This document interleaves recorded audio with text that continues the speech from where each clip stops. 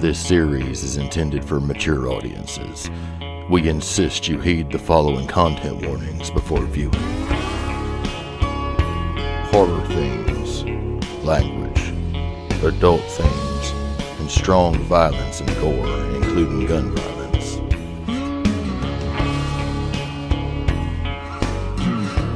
Welcome to the Weird West. Let us tell y'all a story.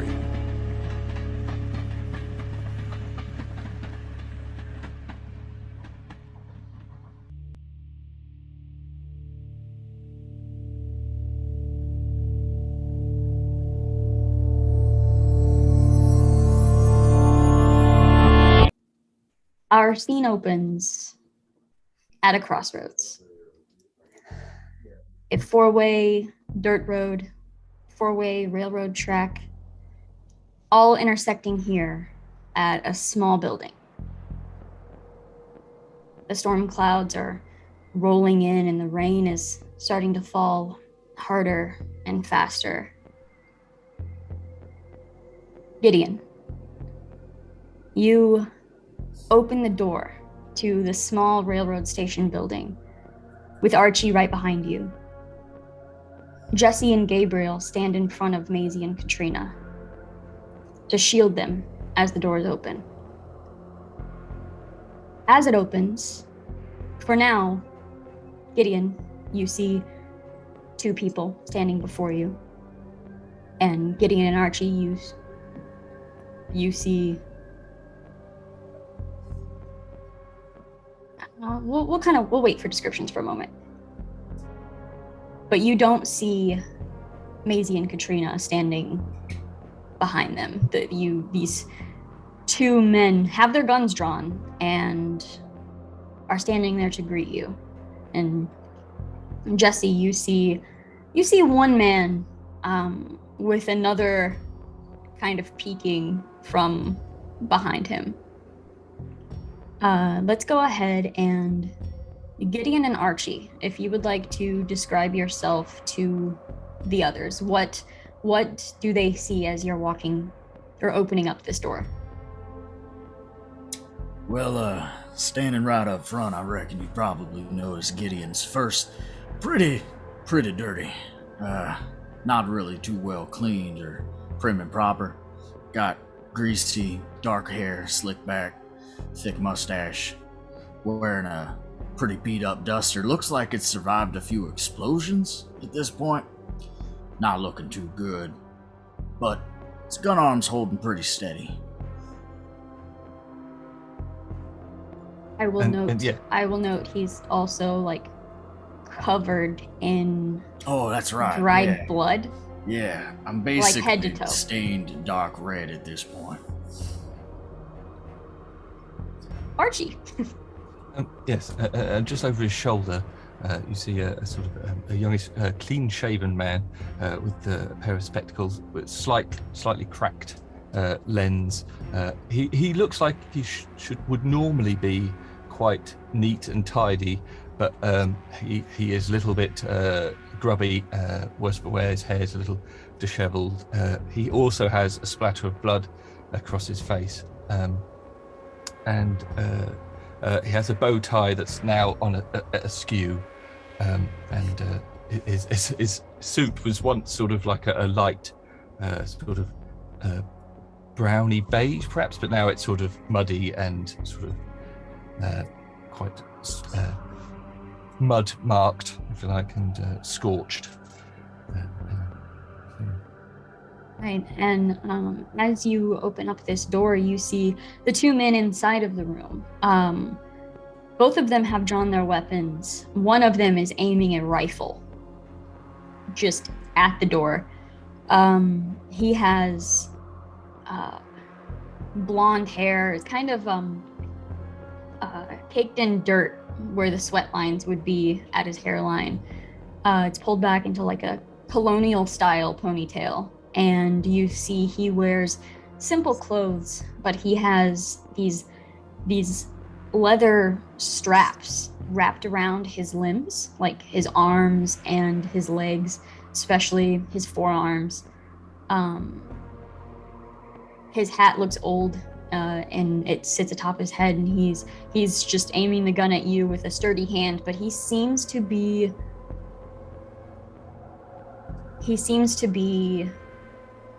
not set on just blasting you to death. Like he's cautious. You see him looking in your eyes. And beside him is another man. Jesse, will you describe yourself, please? It's kind of hard to describe him as a man. You would probably think he was a teenager from the looks of him. He is just barely 18 years old. He does have a 6-shooter pulled and pointed at you. The best way to describe him is if you put Shaggy from Scooby-Doo into like the Old West, that's exactly what you would look like. He's thin, he's lean, he looks like a teenager, and at this point he has some leather strapping around him, but it's not as much as the previous character, and that's what you'd see. Yeah. Okay, I'm gonna have Gideon and Archie make a notice roll for me. All right.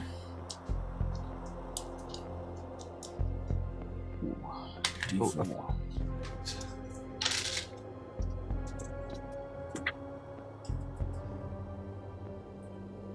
Now, with the wild die, we take the higher of the two, right? Correct. And that's a 5. I also got a 5. Okay, so stepping in, there's this silence as both groups are just kind of looking each other over for a moment. And Gideon, you do not have a gun pulled, correct? No, hand Okay. on it. Okay. Looking down, you see a dead man laying on the ground in this room. He definitely looks like he died maybe over a week ago. There's definitely a stench in here. This didn't just happen or anything. But you look down and you notice this dead man, and you see a little bit of movement behind Jesse and Gabriel. And so you kind of, cock your head a little bit to peek between them. And you see some exhausted and sickly looking women, kind of leaning back against the wall. One of them has slid down and is just sitting behind them. Amber, if you want to describe yourself. Do you want me to describe Maisie too? Sure, yeah, if you don't mind. Okay, great. I will. So, Maisie she has gotten the worst of it all. You could kind of tell usually that she would be bright and cheerful with like a spark of electricity and vivaciousness behind her, but it's with the events of everything, it's all gone to naught. She's got long, at this point, stringy brown hair, and her usually rosy cheeks have like a tinge of green underneath it, and it's just not good. I mean, it's just not good out for her. But she's wearing, clothes that look right for a good time, not necessarily a long time, if you catch my drift. But she's but you can also tell that she would ordinarily wear it like a badge of pride. But for Katrina, she's the one standing up straight. Well, as straight as she possibly could, kind of angling her body over Maisie as if protecting her with the last vestige that she can. Her blonde hair is kind of pulled back and just the worst kind of messy bun in the back, just trying to do whatever it takes to get whatever grime and dirt and whatever going through her system out of her face. She's got in one hand a worn, tattered cowboy hat. She looks at this point much older than her 32 years of age, but she's she's been through hell the past couple weeks, and she's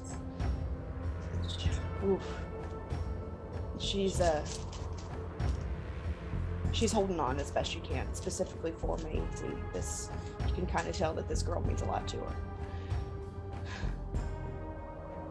Right, and at these sites, Jesse and Gabriel both aiming their guns at the two men that just opened this door. You see Gideon hand on hip, and Archie has a gun pulled, correct?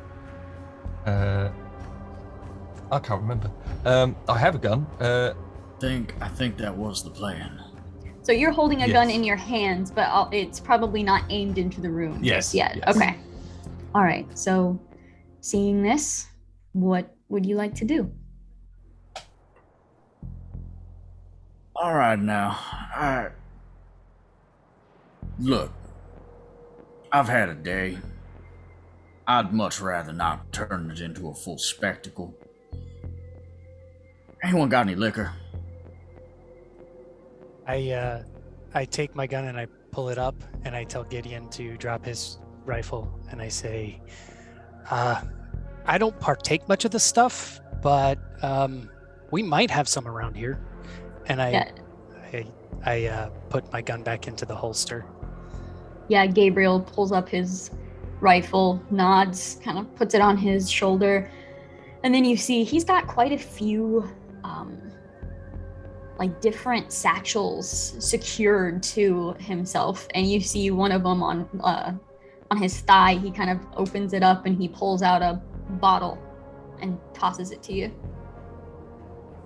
Thank you kindly. And, take a nice, long but respectful swig, seeing as it isn't mine.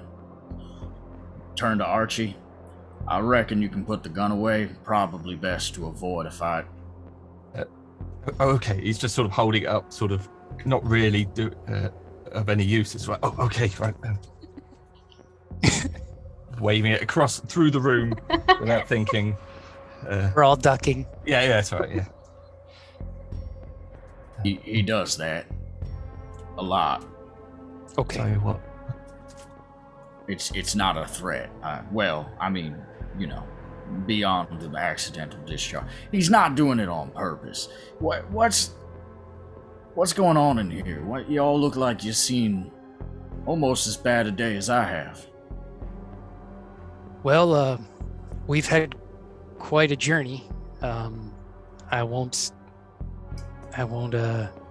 tiptoe around that. We were heading this way, and most of our party, well, they didn't make it. The only reason I've made it and these two girls have made it so far is because of this, I guess you could call him a guardian angel named Gabriel here. He seems really awkward about that praise, and you, like, the guilt is just on his face. You can see it, and it's kind of conflicting. You see Jesse saying, "Oh, he saved us," but he just looks so guilty, and he just kind of leans against the wall, like shoulder on the wall, and he seems to be not used to being around so many people. You see him kind of stepping away. I'm gonna have the four of you make a notice roll. All right. Does that include me? Yes. Oh. That's a 4. Wow, I completely forgot how to play this game. Ooh. You'll roll whatever your notice die is and your d6 and take whichever one's higher. And if you get the highest, it explodes and you keep going. Go ahead. Oh, I got an 8. My D6 exploded. Nice. Jesse got an 11. His D4 exploded. Oof. Got a 10. Okay. All right. I will say Jesse will hear this first. and his head kind of snaps to look out the window. But before we resolve that, we're going to cut over to Jonah and Willie. You pull off to the side to head towards the building to take cover from the quickly approaching storm. Parts of Jonah's arms are a little scratched from the crows, and there are multiple scratches on his cheeks and his forehead, scabbed from the morning.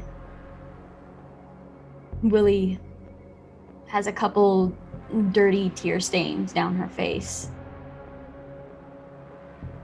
And as you're pulling off the side here and you're beginning to approach this building, you see Jonah's shoulders just kind of slump. He hasn't slept. He didn't sleep all night last night. And you know the kind of exhaustion that can and put on someone, but this seems worse. This seems like something more. And as he's kind of slumped over, you watch his eyes struggling to stay open, and he's fighting to stay conscious. There's something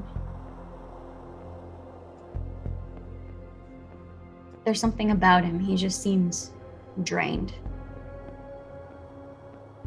Probably from whatever events took place earlier. He just seems emotionally, physically, and mentally drained, fighting to stay awake.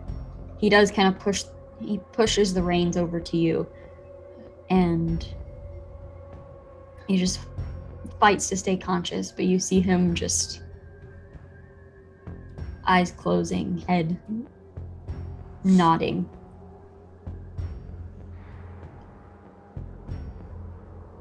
Make a notice roll for me.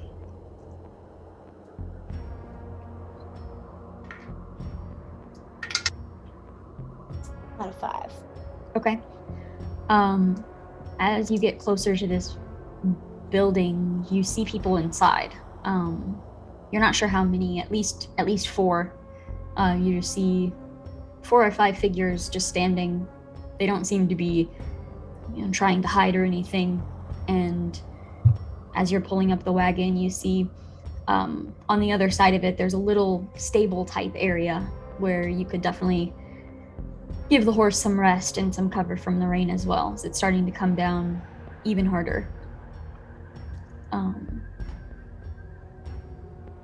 And as you're pulling around to do so, Jonah's head just kind of slumps over onto your shoulder, and he's just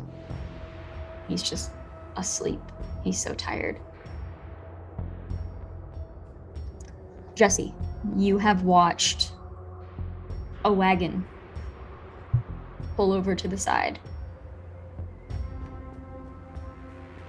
So I noticing that, I turned to everybody and said, "This party just got a whole lot bigger."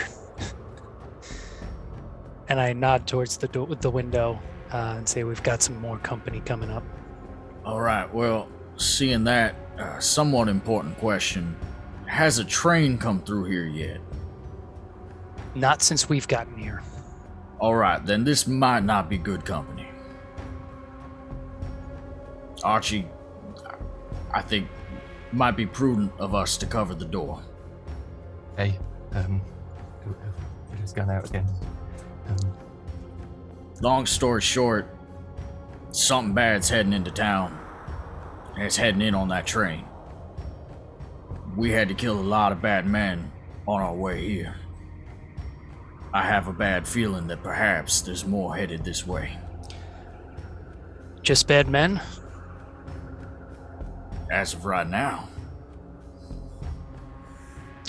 Good to know. Determined.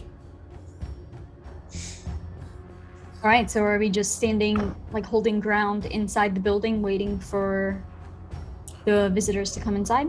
I think I'm gonna move to the side of the door so that when it opens, I'll be behind the doorway. I will be. I'm gonna go to the window where I saw them pull up, and just face the door, but have the window on my side so I can look out it and see as they approach. Right. Archie will sort of move sort of opposite from where Gideon is, and sort of probably sort of half crouch behind a table or a chair or something, thinking, just get some sort of cover. That's what happened before. So. Right. How's Maisie looking as time has passed? You're definitely looking a little worse for wear than she is. Really? She is, while she can't stand, her leg, she cannot stand. But sitting there, she's got a little more color in her face than you do.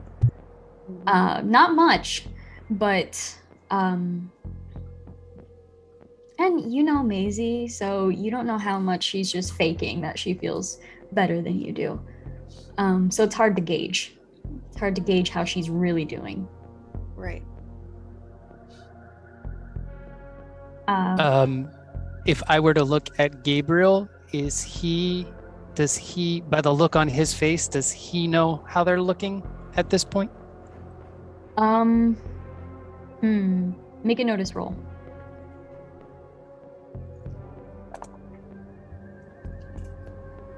Four. He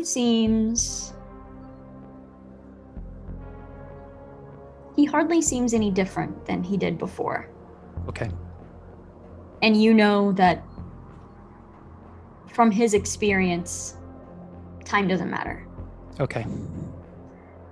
Willie. Jonah is currently asleep on your shoulder. You've pulled up. What would you like to do? Well, I'm gonna gently kind of lower him down as I start to get up, and I'm gonna say, Jonah, are you awake? You hear him, like, almost whining, kind of like, yeah, I'm up, Luther, god damn it. It's not Luther, it's Willie. Luther's gone, remember? And then you see him, kind of his eyebrows pull together, and he just like says, Luther, and he just kind of rolls to face like the seat. Jonah, there's some company here. I don't know if it's friend or foe. I'm gonna go find out. Do you want to lie here while I do that? You see him like trying to pry his eyes open, and he's reaching for his weapons, and he's like, no, you can't go by yourself. But he's not getting up. It's all right. You're in no place to go anywhere. I'm gonna see if they can help us. You see him I'll be right back. Yeah, he kind of gives up, and you see his arm fall limp, like hanging off the seat. I'm just gonna kind of also just gently, just kind of like pet him on the head. I used to do that to my daddy, and then I'm gonna give the horses some water. Okay. And then I'm going to walk around to the front of the building. I saw them through the window, right? Yeah, you saw people standing in there. Okay. I'm going to say that as I was going by, I tried to do like a friendly wave. Okay. Yeah, so Jesse, you see a wave as you make eye contact with this woman as she's walking around towards the door. I turn to the rest of the people in the room here, and I say, seems like it's friend, not foe. We'll find out in a second. Willie, do you open the door? I open the door, and Willie is not so much muddy as if you were to whack her with a paddle, dust would come out. So she's clearly been traveling, and her hair has not seen the right side of a brush the entire time. So she's messy, but she's got kind of a young, friendly look. Like she doesn't, she looks unassuming. So she's gonna kind of knock on the door.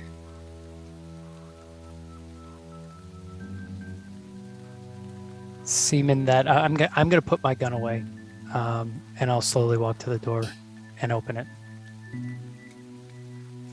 So taking in this scene, she did not expect to see this many people. I said, well, you folks look a lot like me and my friend. He's real tired and cut up. I was wondering if we could come in and take a little bit of a respite. I look around and I want to see. I want to know what everybody else is thinking. Just looking at them, Jesse's obliged to let her in at this point. Yeah, Archie's sort of a little bit torn because he trusts Gideon's caution, but it seems to be a lady in distress, and the gentleman in him is standing up and putting his gun away and pulling a chair out or something like that. I'll come out from behind the door and put my gun back in the holster. Oh, I didn't see you there. That was kind of the point. Fair enough. Could somebody help me with my friend? He's sleeping in the carriage, and I don't think I can walk him in by myself. I'll immediately I'll say I'll go and get him. I'll go help him out. Okay. I kind of look at his skin and bones, and I'll look around. Is there anybody else? I'll go help him. I'll take care of it. If I were feeling a little bit more like myself, I would. Come on, youngin', let's go get him. Okay. All right, so Gideon and Jesse head out. I'm gonna have both of you make a notice roll for me. All right.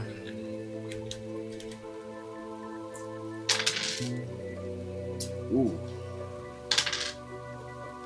Ooh.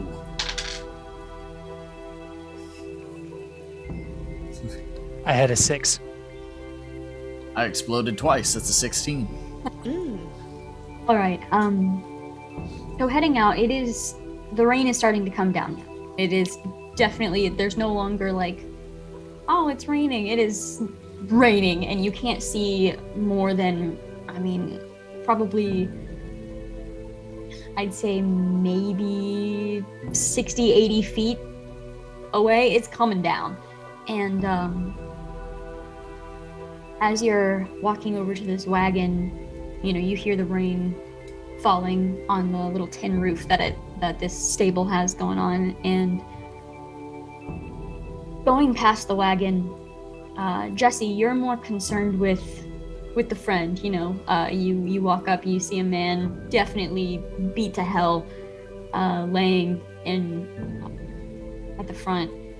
But Gideon, you take a little peek into the back, and there's a dead body in there. Ah, shit. Jesse, put a gun out. I'll say, So- I don't know your name. I'm sorry. Kid. Kid, body, gun. Okay. And I pull out my gun.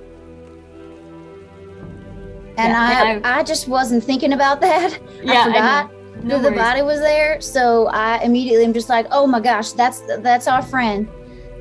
He was killed. We just want to take his body back to be buried. And Gideon, I will say with that roll as well, having drawn your gun, you are kind of peeking, looking for more detail. Looking at this body, you see the same scratches and cuts on this man as you do the one sleeping. All right. Sorry, I'm a bit hesitant today. It's been a day. Let's get It's this all man right. out of the rain. Okay. And I put my gun back in, and I sort of Thank you. help this tired person into the. And I'll just kind of tell Jonah, these men are going to help you in, and I'm going to take a look at those cuts.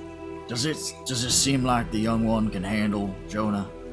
This sleepy, exhausted individual? Yeah. It seems like And it. I'm gonna grab that body out the back of the wagon. Okay. Carrying them both inside? Yeah. Bringing them both in? Yeah, Jonah can be, like, partially awake, like, arm over the shoulder. With Jesse and Willie, you could both get Jonah into the building. He's fighting so hard to try to wake up. There's no battery life left. He's just done. Yeah. Finley. The horse is just huff with exhaustion. And as the adrenaline is finally fading away, your hands are shaking, and you notice you are just squeezing the reins as hard as you can. You loosen your grip as you become aware of your white knuckles. You glance over at the body that's slumped over the horse that you're leading beside you. But you can't bring yourself to look for too long. Being the furthest one from this structure, you were able to see a wagon approach. Park, however you say with wagons. And you saw, some people going inside, and then the rain started coming down way too hard. You lost sight of the structure, but you know where you're going. You know where you're heading. You just gotta get there. Maybe it's a rest stop of some sort, you don't know, but the wound on your side stings, and you can feel the blood soaked into your clothes. You forgot about it until the adrenaline wore off, and now you can feel it again, and with every step of the horse, it stings and twinges, and you're afraid to look to see how bad it is.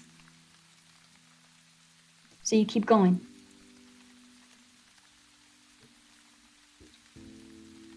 You glance over at the body again before you look forward, and you hear your breath shake, but you're almost there. You were almost there. Make a vigor roll for me. Okay.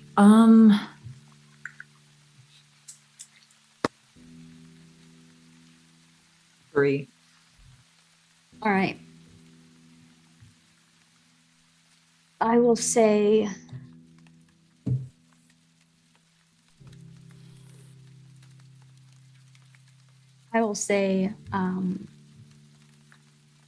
Gideon. You've carried this body inside. What are you doing with it? I'm gonna set it by the other one. Okay. And I have some questions to ask, but I suspect that I'm noticing something. Yeah, you set the body down and you stand up to look at everyone, and your view just so happens to see out the window. It's raining hard, so you don't see them until they're right by the building. 2 horses, 1 rider though, it looks like. And as they're riding up, you just see them fall unconscious off their horse and slam into the mud. Oof. All right, looks like we're getting a little more crowded. I'm gonna run out and guide the horses a little closer to the house and drag this poor fella out the mud and bring them in. Yeah, so looking at the horses, there is another body. One body is laying over the second horse.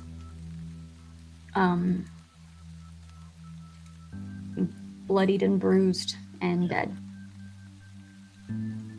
Second verse, same as the first. Bring that one in as well. All right, you put away the horses, carrying the dead, carrying the unconscious, and you hear the thunder and the lightning outside. The windows kind of shake a little bit with each boom, and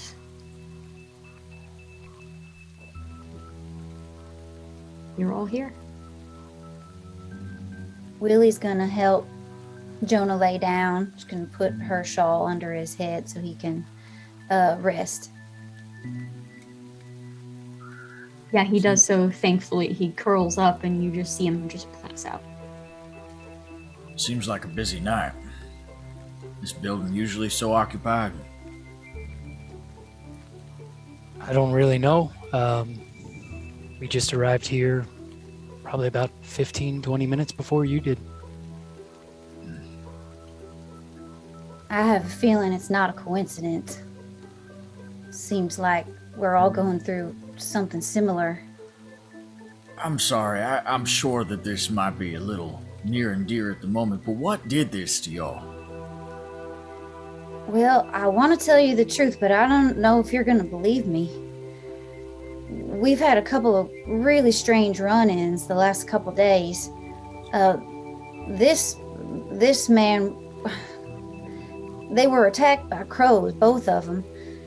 But then there was like, at first I couldn't see what was happening. I couldn't see anything. They were just reacting and flinching and bleeding. And then all of a sudden, they both started talking to somebody I didn't see, making some sort of a gamble.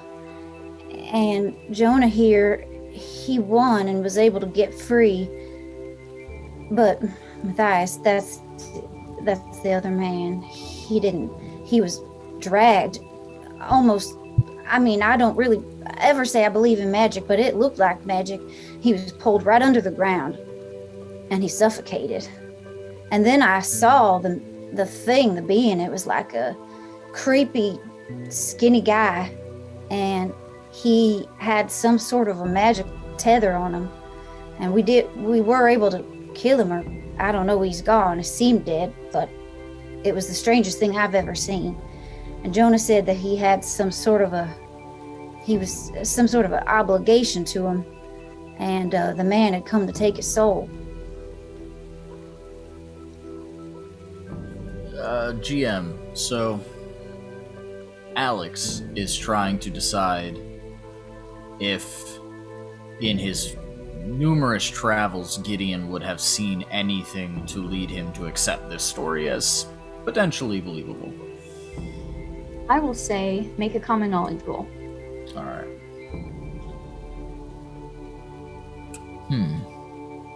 I don't have anything for that.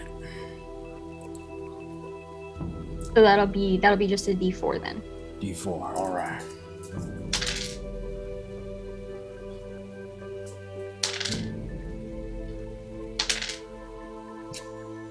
Three explodes so far. Ooh. Damn. So that's 23. Oh. All right. You've come across many characters in your travels, especially not always working in the same line of work. You've definitely heard of these types of things before. Absolutely. All right. Archie will, as soon as the story is begun to tell, he will pull out a little notebook and pencil and start noting down everything that you're saying about this, your encounter with these birds and this creature. Is there anything that Archie's come across that it would ring a bell? I would say with Archie, he's definitely heard of this kind of stuff, but he's never seen any of it. Okay, yeah. Also at this, Finley, you are kind of coming to, and your hand moves up to the wound on your side. You're coming to, laying on the floor, surrounded by people.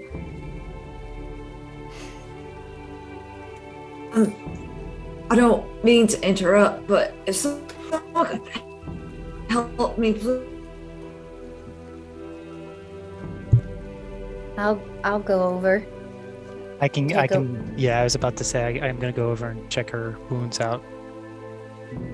I've got some healing salves and things that might help. Oh, that's good. Because I only know really some basic first aid, really. So if you want to take a look go right ahead. Sure. All right. So Willie, you walk up and just looking at this wound from like the outside of their clothing, the clothing is ripped. Blood soaked everywhere. This was some sort of puncture wound that almost seems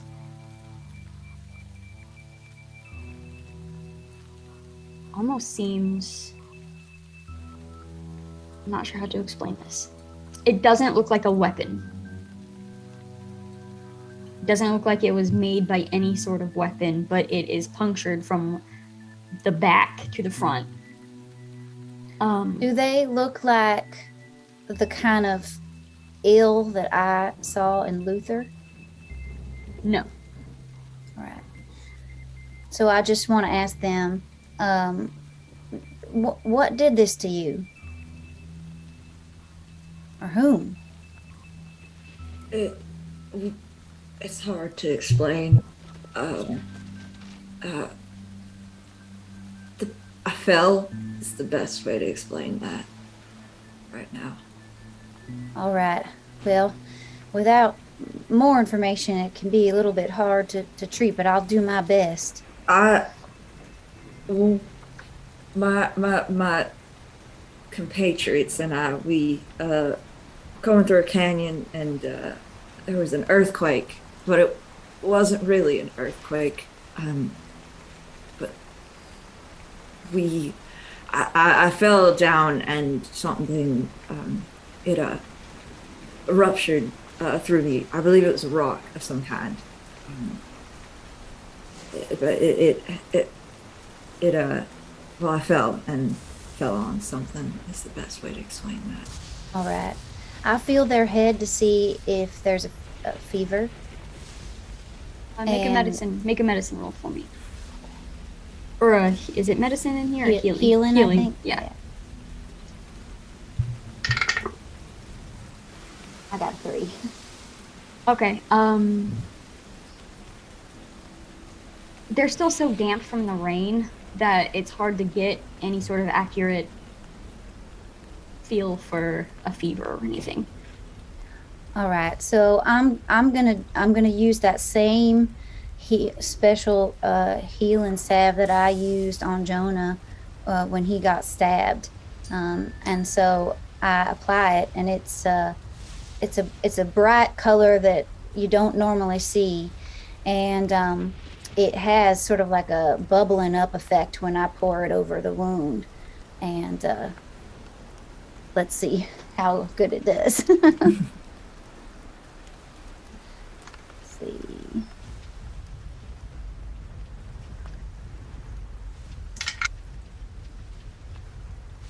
A 4. Okay. So it's an odd feeling, Finley, because this is poured on and it's got the consistency of like hot wax, kind of, as it's almost filling the wound. And you don't feel it. It's not like it's just suddenly better or anything. You feel it almost clogs just that top layer of the wound on both sides to keep you from bleeding anymore and to promote healing underneath it. It's almost like a scab in a way, a scab and a bandage at the same time, just pulling it over, it dries, and it's caked on. You definitely feel a little bit better, even at that. You get to remove your wound. Well, I've never seen anything like that before, so thank you. I feel somewhat better already. Well, you're welcome. I'd love to tell you what's in it, but it's proprietary. Right. Gotcha. Thank you anyways. Listen, friend, I'm sorry to interrupt the thank yous, but I'm not sure if you're aware. Your friend on the other horse. I am aware. All right. I would rather not talk about it right now, please. Fair enough. It occurs to me that I don't know any of y'all's names. All right. My name's Willie. I'm Finley. It's a pleasure. Pleased to meet you. Jesse Rogers. Richards, yeah.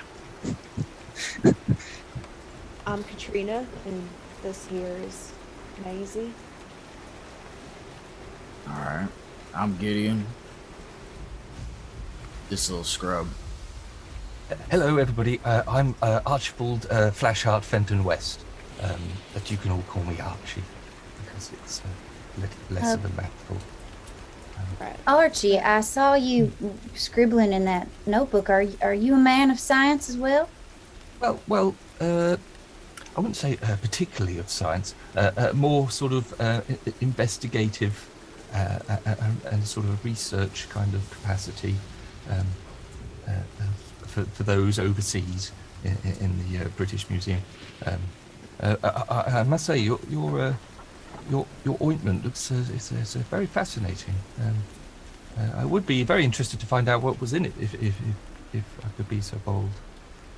Well, like I said, that's proprietary, but I'm happy to use it to help you. I don't know if that salve can help what's going on over here. It seems like every subsequent word as Katrina is speaking is like taking more and more out of her. She's like, Jesse, I might need you to take care of Maisie and me here, but what we were attacked by was something I hope none of y'all ever have the misfortune of encountering. I tell Katrina that when she says the word, we'll do that. Wait, Willie's perking up at that because it sounds familiar. Was it a monster? Well, we weren't.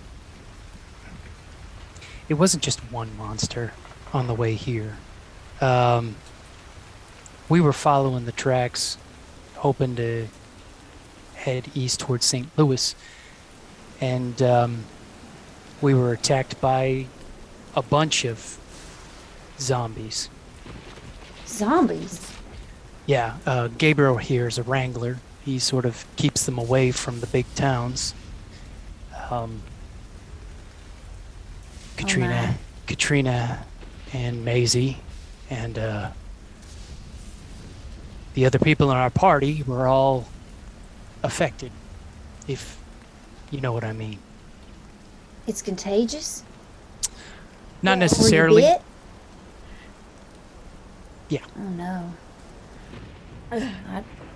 We had a similar encounter, but not with the zombie. I can't believe this is real, but it was a vampire. Oh, I'm glad y'all made it out. Okay. Well, one of us Katrina's got bit. like elbow.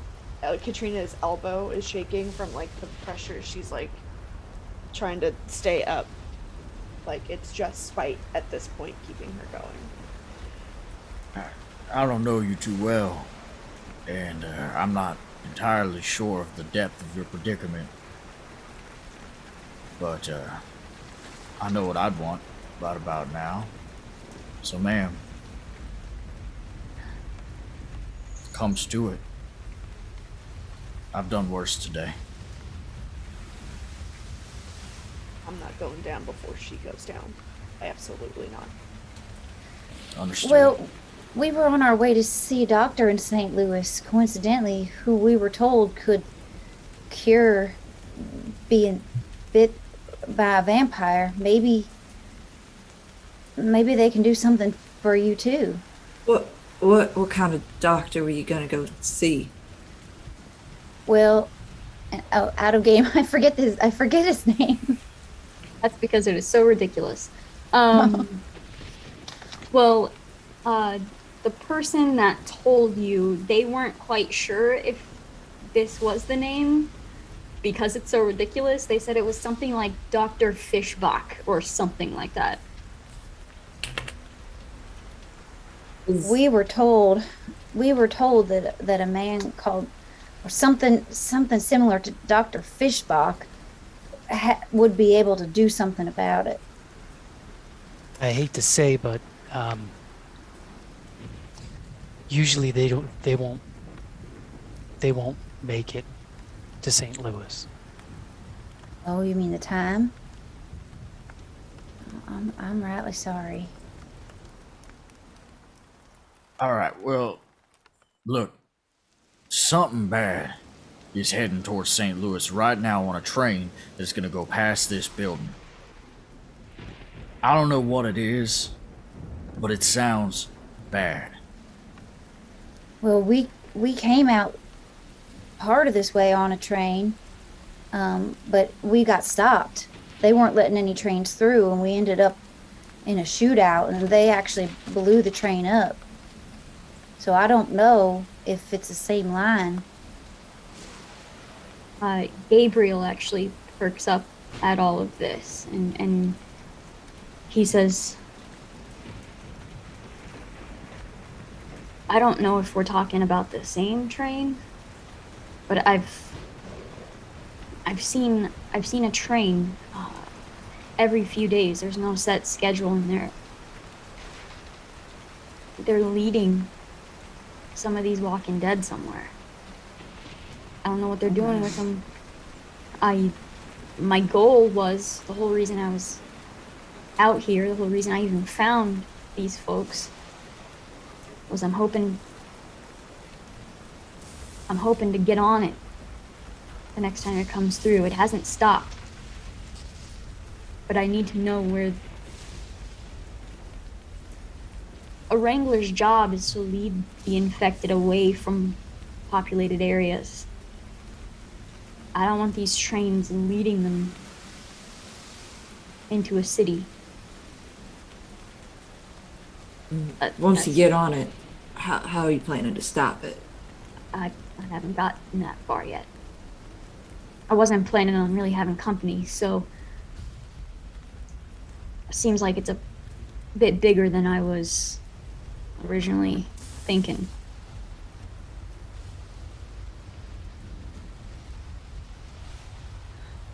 Well, At my account, the next couple days should be here. It could be tomorrow, could be the next. Well, Archibald and I nearly got bushwhacked by a group of fellas that were determined to be here for that train. They had a lot of dynamite. the folks we met did too. But they were trying to keep us from coming, so I don't know if it was the same folk. Well, they tried to keep us too. They just, let's say, failed. Same here. We were planning to hurry on to St. Louis, but I think Jonah needs to rest for a while.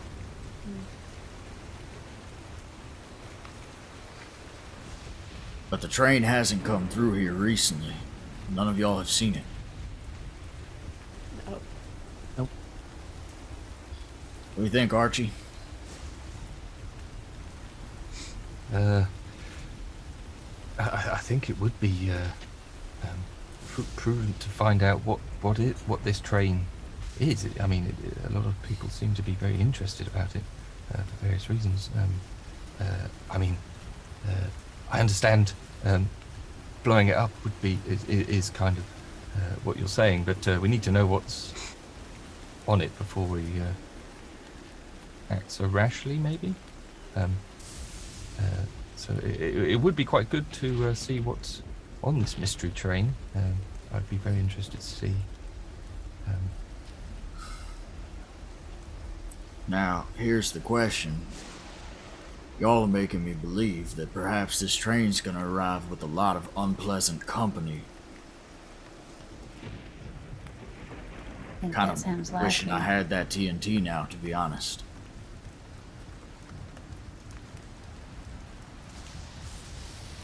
Would there be any ingredients in this place that Willie could use to make some homemade explosives? If you would like to search the place,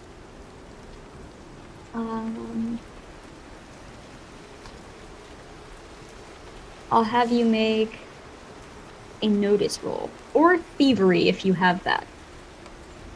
I have notice, I know. I don't think I have thievery. Okay.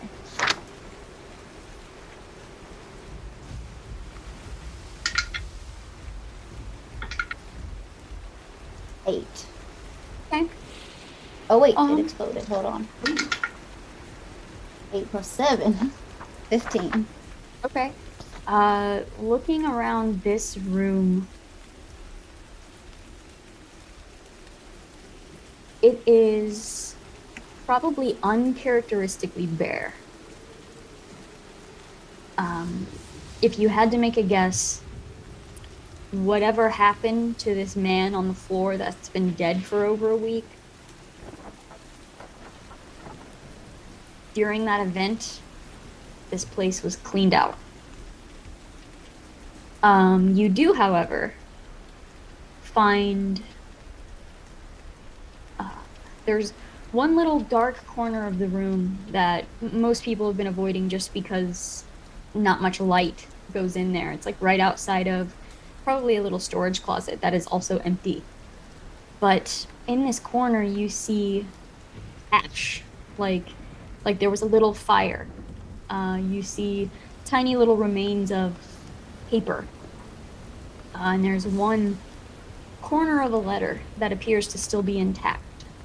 It kind of grabs your attention. And picking it up, it is the last part of something. It seems to be finishing a word. The letters you get are ARDED, arded, whatever that word was. We're so close. Burn this after you read it. We can't afford to mess up now. And this letter is signed with a red lipstick print. I will take it over. And I'm going to show it to Gideon because he seems to be kind of a leader. The leader.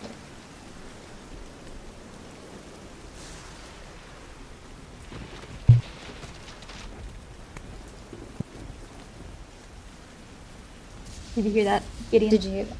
No, I'm sorry. No worries. So Willie found a note and brings it over to you. It says, "We're so close. Burn this after you read it. We can't afford to mess up now." And it is signed with a red lipstick kiss. Willie brings it over and shows it to you. Well, that's certainly an interesting way of signing a letter. I'll say. Not familiar with what this would mean, but Seems like it can't be good, though. Would I know? Yeah, we'll read it out loud to everybody. You show it to everyone? Yeah.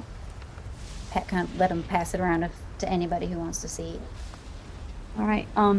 Amber.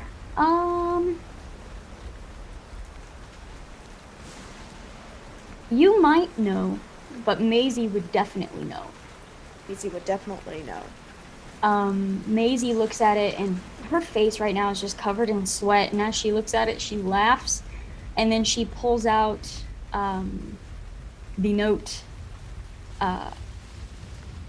given to them by the woman that was pretending to be Katrina Devine. And she just pushes the note away and leans her head back against the wall. God bless you. You're She's like, I know, I'm amazing.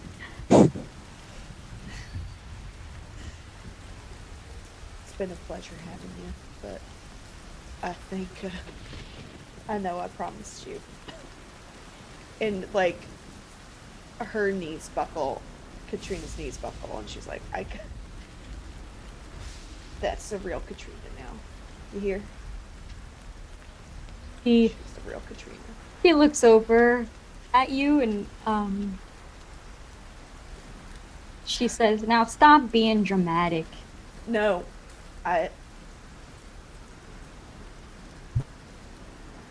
it's coming. It's coming. I got it. I can feel it. And like all color is like gone from my face. Just completely clammy. All of it gone. She doesn't say anything to that. She just reaches over and grabs your hand.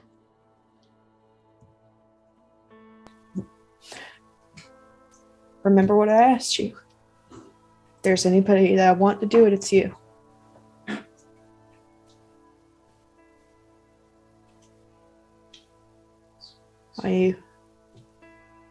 Can you do it for me?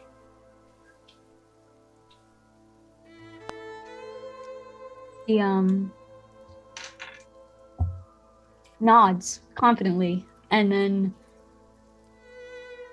tries to lift her weapon almost in like a I got you, but she doesn't have the strength to lift her weapon.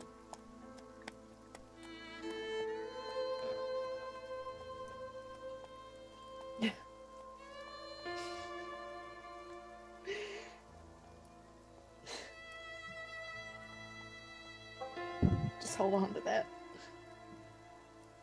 Jesse,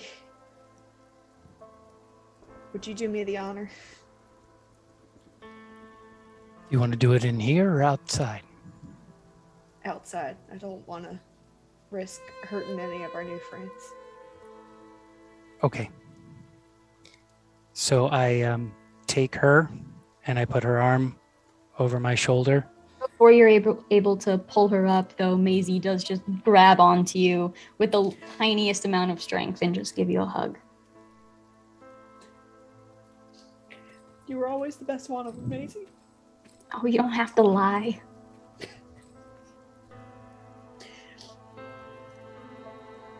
I walk Katrina out.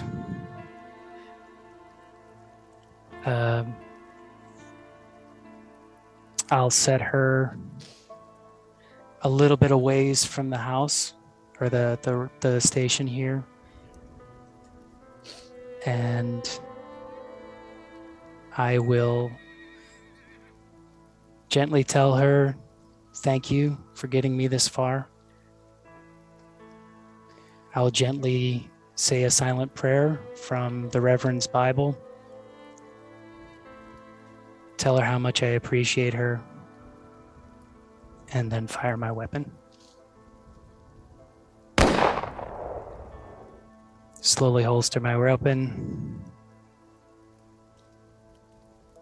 And walk back into the railway station. I'm going to walk over to Gabriel and ask for the whiskey. He pulls it up and holds it out to you, and as you grab onto it, he holds it with a stern hand, and he just looks you in the eyes. Is this what you want?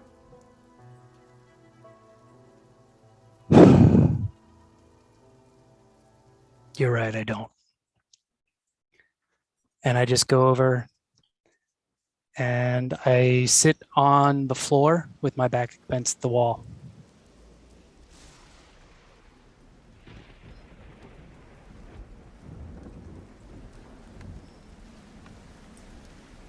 That was good of you. You're very brave.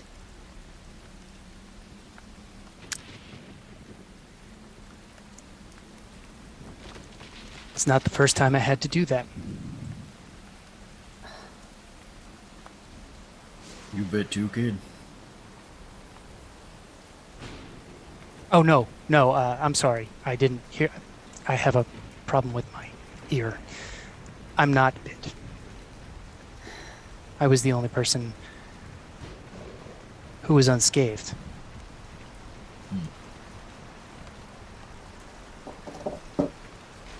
Well, kudos to you for doing what needs to be done. Not an easy move. Not at all. At this She point, bit? Sorry. yeah, at this point, Gabriel leans down and is kind of cleaning up Maisie as best as he can, and you hear him just quietly asking, like, where are we at right now?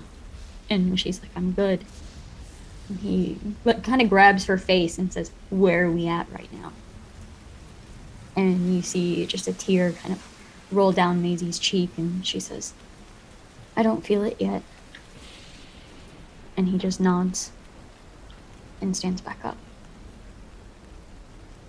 He turns to Willie now, and he says, what do you mean some doctor in St. Louis? We were told that there was somebody there, potentially called Dr. Fishbach, that could cure somebody who'd been bit by a vampire and hadn't all the way turned.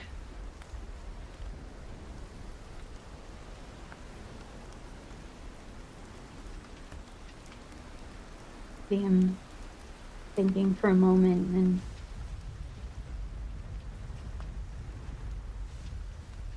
he looks to Jesse and he says,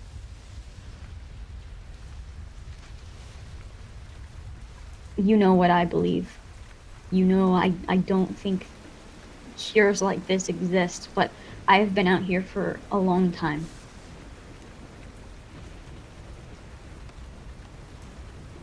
If there's a chance, maybe it's him. But I'm sorry, I don't mean to pry. Do y'all know someone who got bit too? Or one of you? no, not by a vampire. It works the same. I mean, I think you get bit, you get scratched, you get infected, and then it takes you over, right? That's what we've seen. Contamination seems to go more slowly if the bite is on an extremity. But yes, little by little they become changed until they can't control it anymore. Where was your friend bit? Are you looking at? Yeah, I was gonna say, are you Maisie. talking about Maisie? that Yeah. friend or Maisie? Okay, yeah, Maisie points down to her leg, which has already been bloodied and bandaged previously, and the bite seems to be underneath where that bandage was placed. Should have cut off the leg. I believe Maisie would say something like, with legs this good? No, I'm not cutting these legs off. Gonna make much difference with a hole in your head. I'd rather lose the leg. Well, I for one think it's worth a try. It's better than sitting here doing nothing. Think your Thunder. best bet. Go ahead, sorry. I was just gonna say the thunder is just rolling outside as the storm is like right on top of you. Think your best bet would be to try and catch that train. Nothing's gonna get you into town faster. We've also got a horse and a carriage. In this Anyone wanted storm, to come with us. Yeah, that's true. And Jonah needs a rest now, so we'd likely have to wait it out anyhow. If it helps, I have 2 horses. They're very capable. That's right. We have Listen. horses of our own, right? Gabriel and I had a horse. Nope, just Gabriel's horse is... Oh, right. Okay.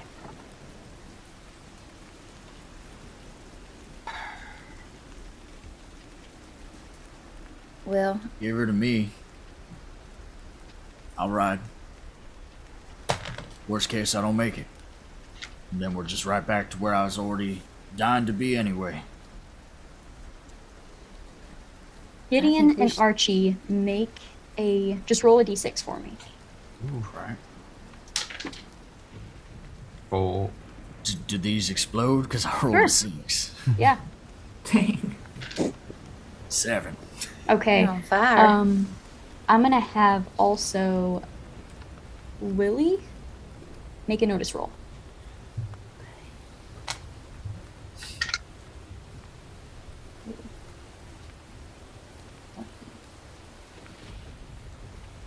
Four. Okay. So, Gideon, you are kind of mulling over the crazy events of the past few days. And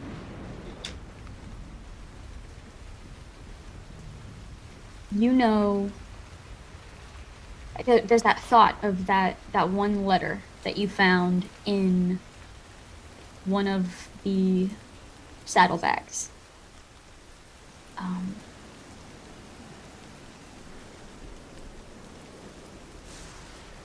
To your knowledge, this train is not meant to stop. Not even when it reaches St. Louis. Now, for those of you who have been to St. Louis, which I believe would be Gideon Finley has probably been to St. Louis. And Jonah, but he's unconscious. There's no carrying on after St. Louis. It is a dead end. There are no tracks that lead any further. There are just warehouses full of ghost rock.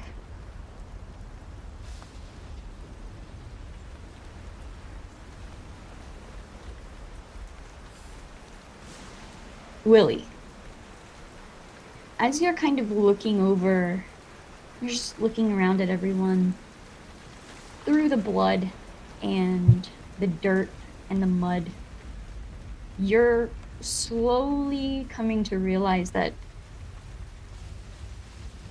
Gideon is dressed a hell of a lot like those railers.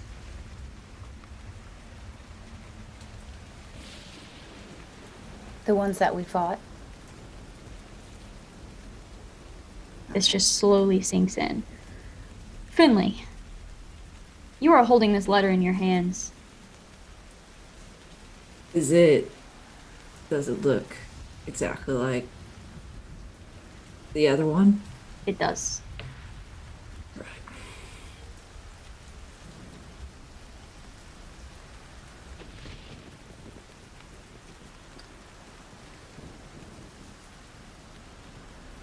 I am just gonna kind of inch my way back into a corner and sit there with it and not really do much of anything except numbly stare at it.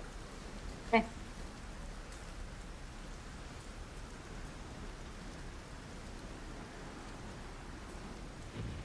Sound of the rain slamming into the tin roof. I'm gonna go over back to Jonah and Okay. sit next to him.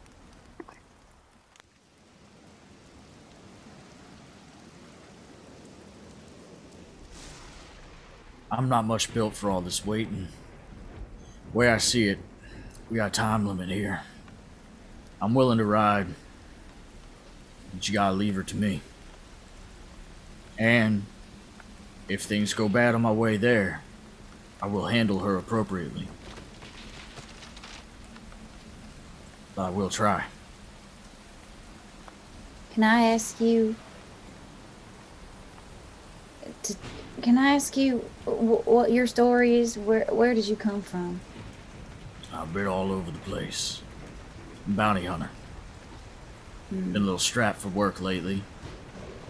Took a job with some of these railmen. Then they tried to shoot me, and Archie and another friend. So, did what I needed to do. Now I'm here. Why did they turn against you? They had some sort of task designated to them to wait for this train with a cart full of TNT. Apparently, we're told not to allow for any witnesses. I took offense to gunning down innocents in cold blood. You know who tasked them? I do, but Alex does not remember his name. and I do not have my notebook. I do not know where it is. Do you say the name? Yeah. It's the Chamberlain Rail Line, the Empire Rail Line by Josh Chamberlain. Is that the same folks that we ran into? What do we know when I know that?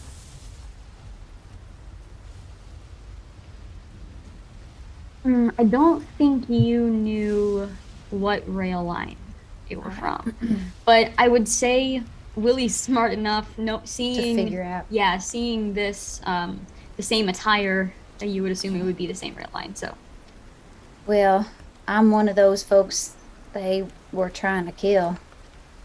So I'm grateful that you didn't join in. Yeah, well. A lot of things, but never been one for cold-blooded murder. Gotta at least put up a fight. Well, I think we could all ride. Why do you think you need to go by yourself? Frankly, because I'm faster. Secondly, because I think someone needs to be here to stop this train. And I mean stop it. Gabriel speaks up at this point and he says, I think it's smartest for her, and he points down to Maisie, to not move her. She's not going to be able to handle this ride, especially moving that quick. If someone can get the doctor and bring him here. Well. Now my other concern, and he points back, he points at you, Gideon, and he's like, you're saying all these railers have dynamite, and that they're following this train with why would they do that? Rob it or create a big explosion? I'm not sure. They're saying this train's gonna run straight through St. Louis. I don't know, maybe they wanted to stop it, maybe they wanted to pack it full of some boom. I don't know. To hit St. Louis? Because if that's the case... Possibly. If that's the case, heading there to get this doctor... That really puts you on a time limit. Well, I mean, time's just ticking away as we speak here. The thunder rolls again outside, and... As I said, I prefer to do. Well, I'm a little confused because when they stopped us, it did seem like, or at least they said, if we turned around and went home, they wouldn't hurt us. I don't know if that was a lie or not. Well... But they said that we can't go to St. Louis because something bad was there. I don't know if that was true or not. Maybe they were cleaning up a mess that they made? Could be. Maybe this is all some sort of fucked up mistake. But I think that train needs to stop.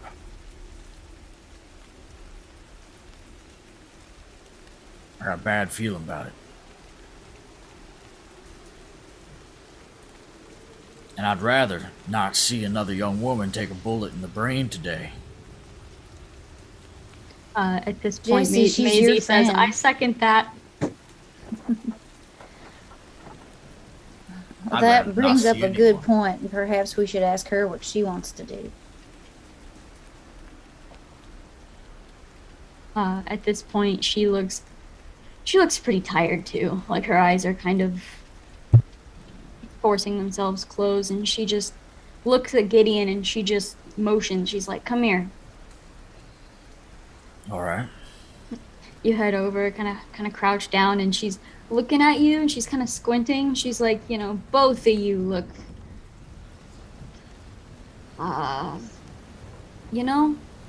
if you want to ride in this, and she points out to the storm that's flashing outside, and she says, "I'm not gonna stop you, because I would prefer to live. So it's not really my choice." Well, that sounds like an endorsement on behalf of the bitten. Anyone opposed?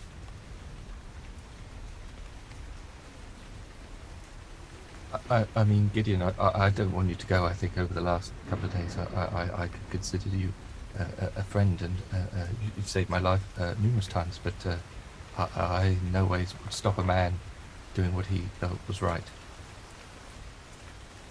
Archie, I'll be honest with you, buddy. At first, I thought you were a bit of a bumbling idiot. Well, you wouldn't be the first to think that.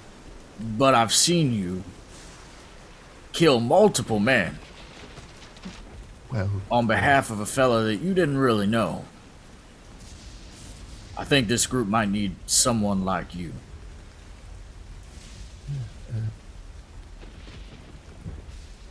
It's very kind of you to say. I'd also like to catch up to my friend. See if maybe he made it before we... See if he made it at all, to be honest. I'm being a little selfish here. I'd like to make sure that someone that I've had a good turn with is alright. I will be back one way or another. I might be riding back awful fucking hard, but I will be back. But I just saw a young woman get put down like a dog with rabies, and I'd rather not see that happen again today. I don't know why that hit me the way it did, but it did. If there is a doctor in St. Louis, I will get him, and he will be brought back here as fast as I'm able to ride. There's something I should tell you, too. The reason that we were going to St. Louis was to save our friend Luther, who got bit. He knew we weren't going to make it if we all stayed together, so he rode off by himself. Now, that was yesterday. I don't know how far he is, but he'll be getting there ahead of you, and there's a chance that he could turn before he finds the doctor. Could you tell There's me also, what you expect? Who am I looking for? I'll describe him. Okay. Yeah. I'll give him a Just good description. rich clothes, but a little bit dirty. Just a very rich cowboy singer type. He's a real nice fella. If he didn't turn and he did find the doctor, it might be another person you can look for that could help you point you in the right way. All right. But I understand if you encounter him and he did turn, I know you got to do what you got to do. I will do what needs to be done regardless, but a friendly face would be appreciated. I do have one odd request. I lost my hat about 3 dynamite explosions ago. If someone would please, I have a suspicion I'm gonna want a hat. Archie will look at the guy who was originally dead in the thing. Does he have a hat? Does. Fair enough. I don't think anybody needs this one. It's far from the stinkiest thing on my person at the moment. Do you need somebody to go with you? Because I can help if you would like help. Can you ride like that? I can try. I feel a little bit better as the time goes on, so. If you slow me down, I'm just gonna keep going. Fair enough. All right. Gideon's gonna take the dead man's hat, which seems to be a theme these last 3 days, taking things from dead men. It does, yes. Put it on, help the young woman up from the floor, and start to saddle up a horse. Okay, so how, oh wait, are you taking Maisie, or are you just... Oh, that's I right, think we're that's right, I'm leaving. going. Right. I got confused. No. Gideon's not very I was smart. like, wait a minute, what's the plan? Listen, I've got gumption, but no brains, so... I Yeah, was so like, we're just throwing Maisie over the horse Yeah. and let's go. No, wait, saddle Gideon, up. wait. Wait, Gideon, that was not the plan. All right, so Before we go, I would like to step over to Maisie, actually, and I would like to crouch down. Okay. And I'm going to hold the letter up with the lipstick stain. I'm going to look at her. I'm going to go, how do you know what this is? she squints at it for a moment and she says, well, the woman of my dreams came and saved us from the horseshoe killer. Will you... Okay. And that's all you're going to give me? She looks like she's trying to put her thoughts into sentences that other people can understand. Like, she's sitting there, she's definitely losing consciousness, and she says, I don't know for sure, but I'm pretty sure she owns some rail line.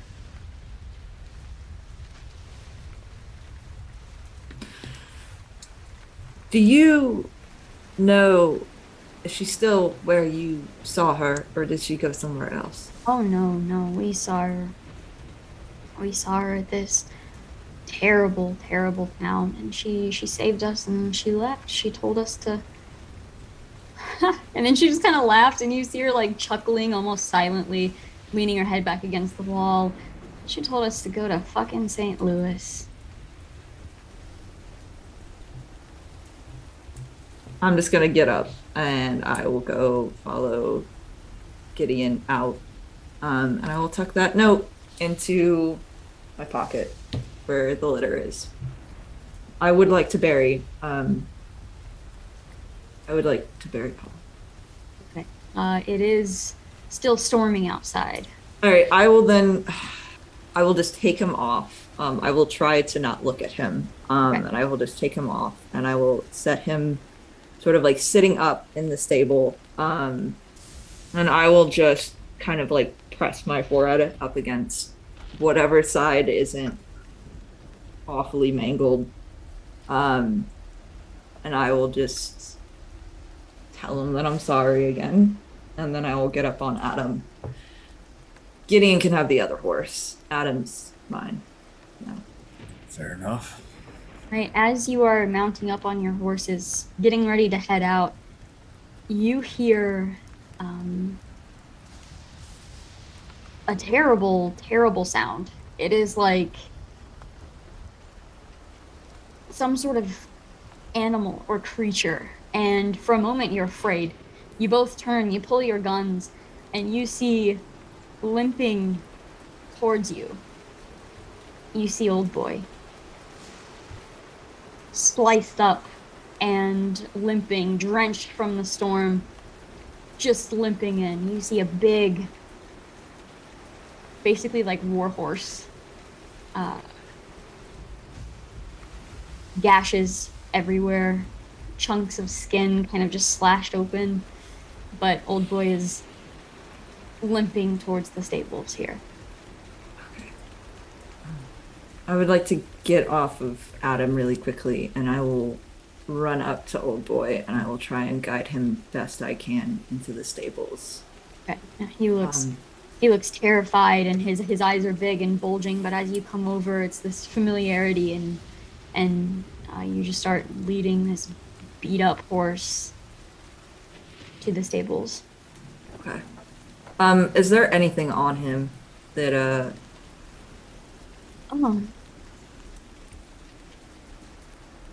Well, let's see here. When you all left, you had everything loaded up. Old boy has two satchels. One of them is full of sugar cubes and nothing else. They are all like melting together from the little bit of rainwater that has seeped into the satchel. And then in the other one, you see it's just like 5 cans of Paul's chewing tobacco stashed in here. I will. And you see the only useful thing, 1 roll of bandages. Oh, great. Cool. Yeah. I will take the bandages. I will take Okay. a handful of sugar cubes, and I will take one of the things of Paul's chewing tobacco, actually. All right, loading up your pockets. Yep. Archie, I will be back, my friend. I will be waiting for you. Be safe. And you. And, I'll give him go to give him a handshake, and I'll give that little bastard a hug. Archie's a bit sort of like, oh, okay. Oh, I'm sorry about the blood. I didn't really think that one through. oh no, don't worry. Yes, I'm not exactly as pristine as I perhaps should be. It's not mine. I don't know if that helps or makes it worse. Neither is. Although actually, I think I have got a wound. But no. Be well, my friend. Yes, and you. Hopefully, we will see each other in fairer weather. Indeed. That's all I needed. I haven't known y'all for very long, but I just wish you all the best of luck, and I hope we see each other again in better circumstances. Jesse Sorry. wants to pull Gideon aside for a second. And I asked Gideon, I too was on my way to St. Louis to search for someone. I think we have a common person in mind. I'm on my way to bring in Jesse Chamberlain. You are Jesse. You mean Josh. Oh, Josh Chamberlain. I'm sorry, Josh Chamberlain. So, if you know of his whereabouts in St. Louis when you get back, will you give me that info? Yeah. Yeah, if I run into any information about a Josh Chamberlain, I will bring that back to you. I mean, it'd be better if you bring him back to me, but I can do that too. I'm quite good at that part. Does he need to be alive? preferably. But All right. I It's an just important distinction. yeah. I will do my best. Thank you. Archie will ask Finley. Sorry, Archibald Flashheart Fenton West. What would you like us to do with your friend that you left in the barn? Do you want us to? If you get the chance to bury him, I would appreciate it. Of course, of course. But if you don't, I suppose burning his body will do. I just would rather I just would rather his body not be just left to the natural of world. course. So How about if I mark the grave somewhat, and then next time I see you, I can tell you where it is if you want to go and pay some respects or something. I would really appreciate that, actually, Archie. That's no problem. That's no Thank problem. Consider it done. Let's ride. Got a long way to Go. go. Right. And Be with safe. that, you hear the horse hooves heavy, only for a moment, as the thunder then just booms overhead again as Gideon and Finley haul ass towards St. Louis. The 3 of you now sit with a sleeping Jonah and an unconscious Maisie. What would you like to do?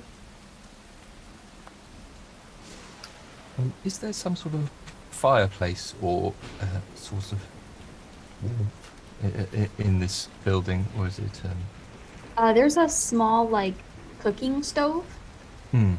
That'd probably be the best bet. Archie will probably sort of go and start poking around. He's not really too sure about what he's supposed to be doing, but he sort of roughly knows what he's supposed to be doing, how to start firing and things, and we'll try and sort of stoke it if it's already going, just to make the room a little bit more friendly, perhaps. Willie's been sharpening these stakes in her downtime, so she's gonna keep doing that with some of the wood that she had from the cart. Jesse sort of looks at that and says, "Do you think you're going to need to use them soon?" Well, most likely.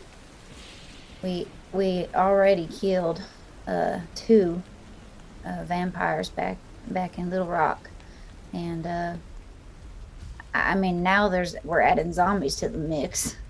I don't really know if there's a special way to kill them, but I want to be prepared because my whatever I threw at that vampire didn't work, so I need to be ready. Sorry to interrupt.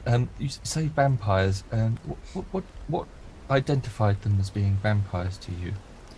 Well, it first started. We said there was a woman that got bit. Well, I'll back up. There was a man dead and several others dead in my town, and I was helping to investigate the body when we saw one. I mean, it was a huge creature with razor sharp teeth, and everyone he killed had 2 puncture wounds, and we saw one woman who got bit actually slowly turn into one. That was your first take. I don't know. My first stake was actually in a dead body. Oh. I thought that he might be a danger, so I went ahead and stuck him when he was already down, and he kind of did like, so I think it worked. But then there was a woman my other associates helped kill. How about, and I look towards Jonah. Yeah. He didn't get bit, at least not, and his wounds, he doesn't look like that either, does he? He just looks tired. Yeah, no, his wounds don't even look like that's what's doing this to him. Yeah. He's just tired. He's just tired, okay. He didn't get bit. He's just exhausted because we rode hard to get here, and we were interrupted by whatever demon was hunting him down. So he's got it knocked out of him. Gotcha.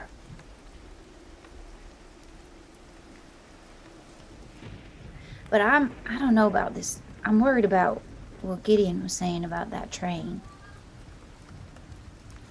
Yeah. Yes. I don't know if it's going to come through, and if it does, I don't know how we're supposed to stop it.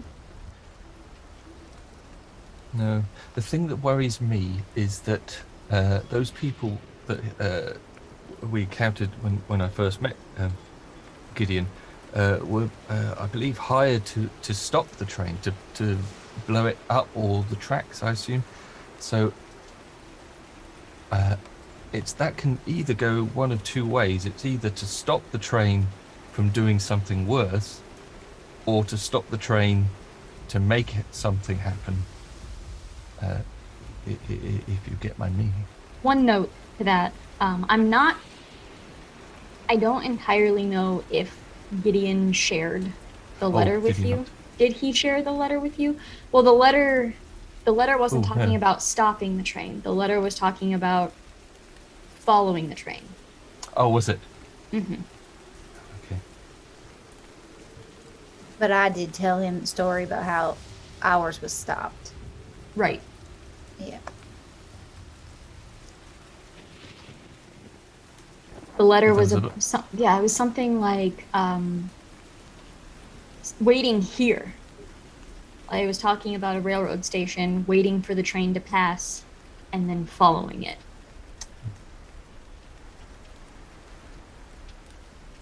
And Gabriel had said that he thinks the train is like calling the zombies because the increase of activity was happening. Yeah, he had talked about how it would just be like blasting the horn as it was going by to try and lure infected out.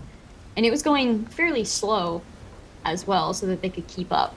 That's why he's here.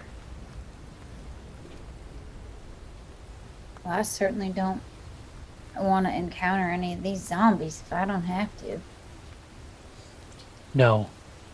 The easiest way to take care of him is a bullet, of course. But you don't want to have to do it.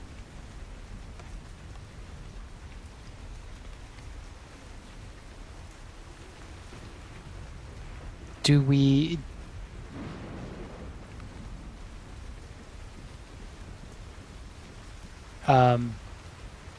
you said that the storm has sort of passed at this point?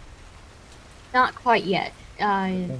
It's rolling by, but it's still pretty stormy outside. It's just not right on top of you anymore.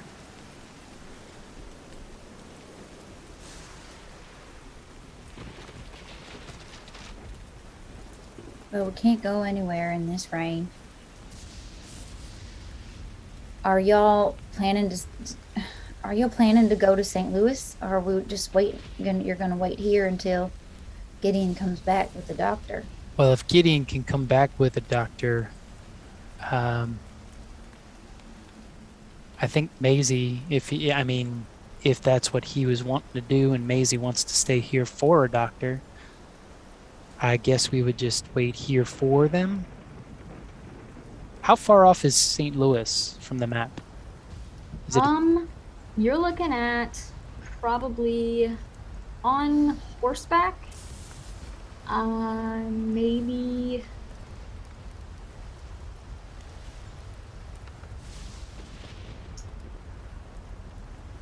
like an hour to 2 hours tops. okay? In good weather. So you're not sure how long it'll take in the storm. Okay. But a couple of hours on a good day, horseback. So Night in theory, has... they could be. Sorry, go ahead. Sorry, I was going to say. So in theory, they could be back within 10, 12 hours ish. Sort of a few hours there, a few hours doing something, a few hours back potentially. Well, if my friend doesn't find a doctor, and if Gideon doesn't run into him, then Jonah and I will have to go to St. Louis. But I'd be willing to wait. We were heading out. Use the rest. We were heading that way anyway. But if Maisie isn't looking good, I'd rather her be comfortable and have to do what I have to do, and let her. We need to keep watch on her then too. Is Maisie like awake and alert with like talking to us too? No, she is unconscious now. Okay. She's just her head is leaning up against the wall and she's just sleeping. It seemed like Katrina had a real strong sense of when it was taking over her, and my instinct says that Maisie would do the same. I didn't know Maisie or Katrina very much. I knew Katrina more than I knew Maisie and her girls. They seemed pretty forthright. So I would expect that she would say when as well. But they're tough ladies. All of those ladies really fought to hold on as much as they could. Well, she seems like she's doing all right still, so hopefully she'll make it. But I think we should still have, maybe some. Is it night or is it daytime? Night is falling. Yeah, it was evening as the storm was rolling in, so it got dark real quick, but it is nighttime now. Yeah.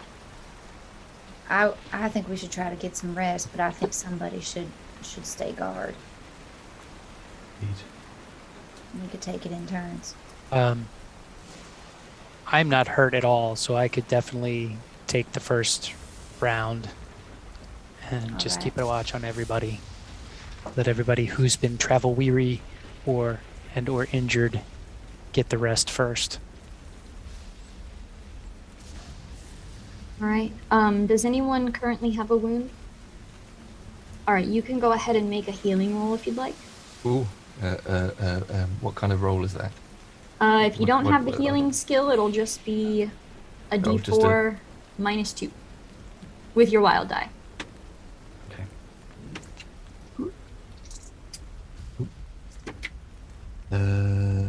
That's 3. Because the Okay. highest. Oh no! Sorry, I've got a 4 on my D4, so it's Okay. exploded. Sorry, I missed that. Oh, so that's 5. Oh, still 3. Okay. That was all right. All right, so you are laying down to get some rest. Jesse is taking this first little watch. Jonah is having one of those dreams where he's fully aware that it's a dream, but he just can't wake up. And his mind just makes him watch as the dream continues. Jonah's running, just out of breath, muscles straining and sore, and he just can't move fast enough. He sees Luther tied to the railroad tracks. The train is coming, and he has to get to him. He just has to be fast enough, but the harder he runs, the further away Luther seems to be. He hears himself shout out for him, "Luther, hold on, I'm coming." The train is faster, and the light blinds him as it approaches with an angry speed.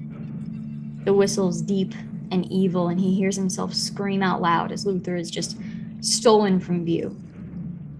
His stomach drops, and his heart stops, and as he's standing there on the tracks, he realizes now the train is coming for him. Willie, as you're settling down, you notice Jonah kind of thrashing around a little bit, and you just hear him quiet but calling for Luther as he's just thrashing around, sweat on his forehead. I kind of just put my hand on him, and I just like not trying to wake him up, but just kind of like soothing kind of pat and just say, "Luther's going to be all right. We're going to save him. You rest now." And he calms down and seems to fall back. You lay down, you get some rest as well. Jesse, make a notice roll for me.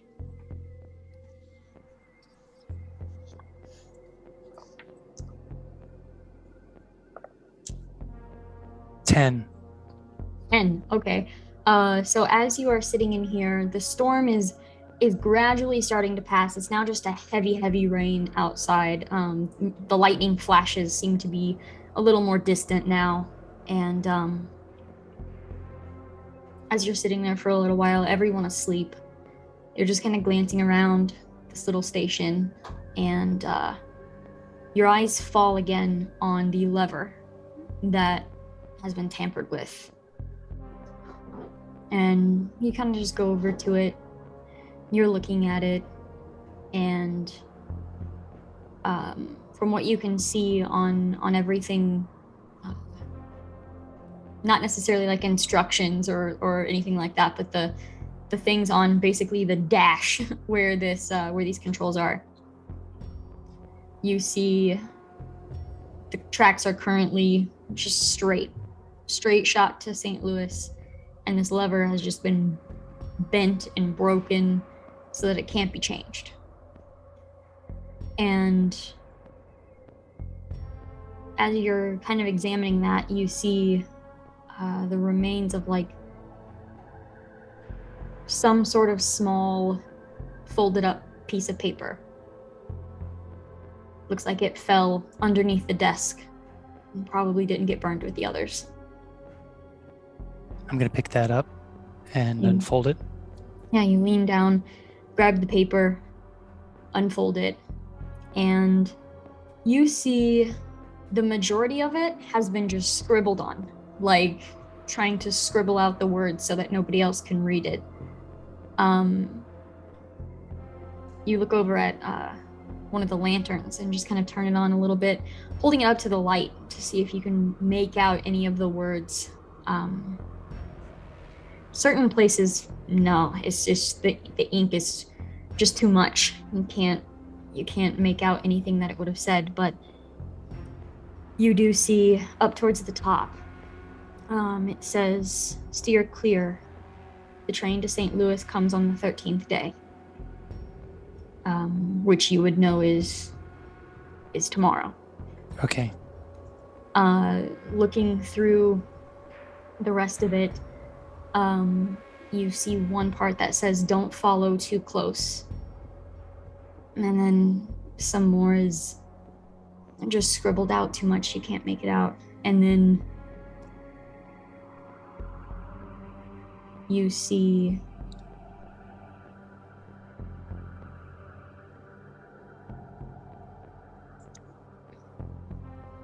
make a smarts roll for me. Oh, I'm good at smarts.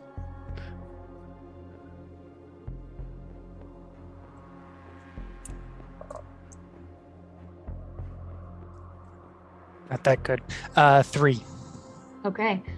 So the only other thing you can make out is detonate on impact.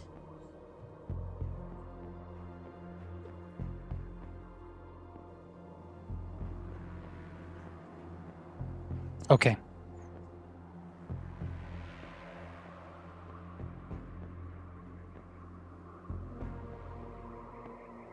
I fold that back up and I put it in my pocket. Okay. There are a few more hours. The storm has passed and now it's just kind of sprinkling outside. It is the middle of the night now. You see just these like electric green flashes in the distance, just of the Weird West. Just regular nighttime happenings, just green lightning that almost seems to just come from the ground up.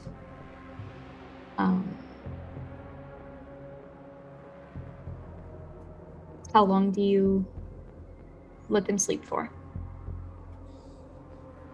I would say that I let them sleep a good probably 6 hours before I rouse them so that I can get some rest. Sure. You wake them both up? No, I think we'll go in shifts, Okay. hopefully. So I guess I would start with Archibald and then ask him to take the next 6 hours and then see what happens from there. Okay. Was your shift okay? Was it? Nothing untoward. Yeah, but I did find something. I'll probably talk to you guys about it in the morning. Problem. Okay. Right. And if Archie takes another, not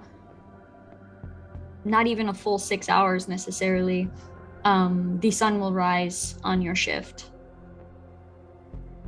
early in the morning. It smells like rain just from the entire evening.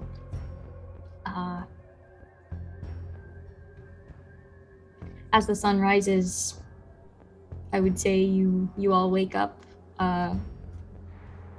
in whatever order you wish. Yeah, I think Archie would have let Willie Thanks for sleep. letting I me think. sleep, Yeah, y'all. he would have let you sleep. I want to see if Jonah is all right if he's woken up after being asleep for this long. He does look a lot better. He is awake and he's kind of scooted back against the wall. And you see him, like, he sees you here, so he knows, like, we're supposed to be here, but he has no idea what has gone on, so he's just kind of awkwardly leaning back against the wall and just shuffling through his cards. Have I got a story to tell you? This plot just got a lot thicker. And I give him a full rundown of everything that happened the previous day. What are Jesse and Archie doing? Archie would see if is there any kind of something to make a drink with, either sort of some old coffee or his own little store of tea that he had in his saddlebag or something just to make everybody a drink for the morning or whatever. Because I'm assuming there's probably not going to be any food. I'm gonna have you make a notice roll for me real quick. Oh, okay. What is that? That is one of those.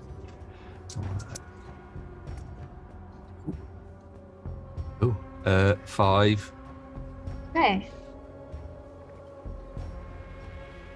So you actually head out to the horses to start searching through these saddlebags. You're like, I know you don't remember which horse you came in on. Like, no, I have no idea. No, so you just kind of start searching some of the saddlebags.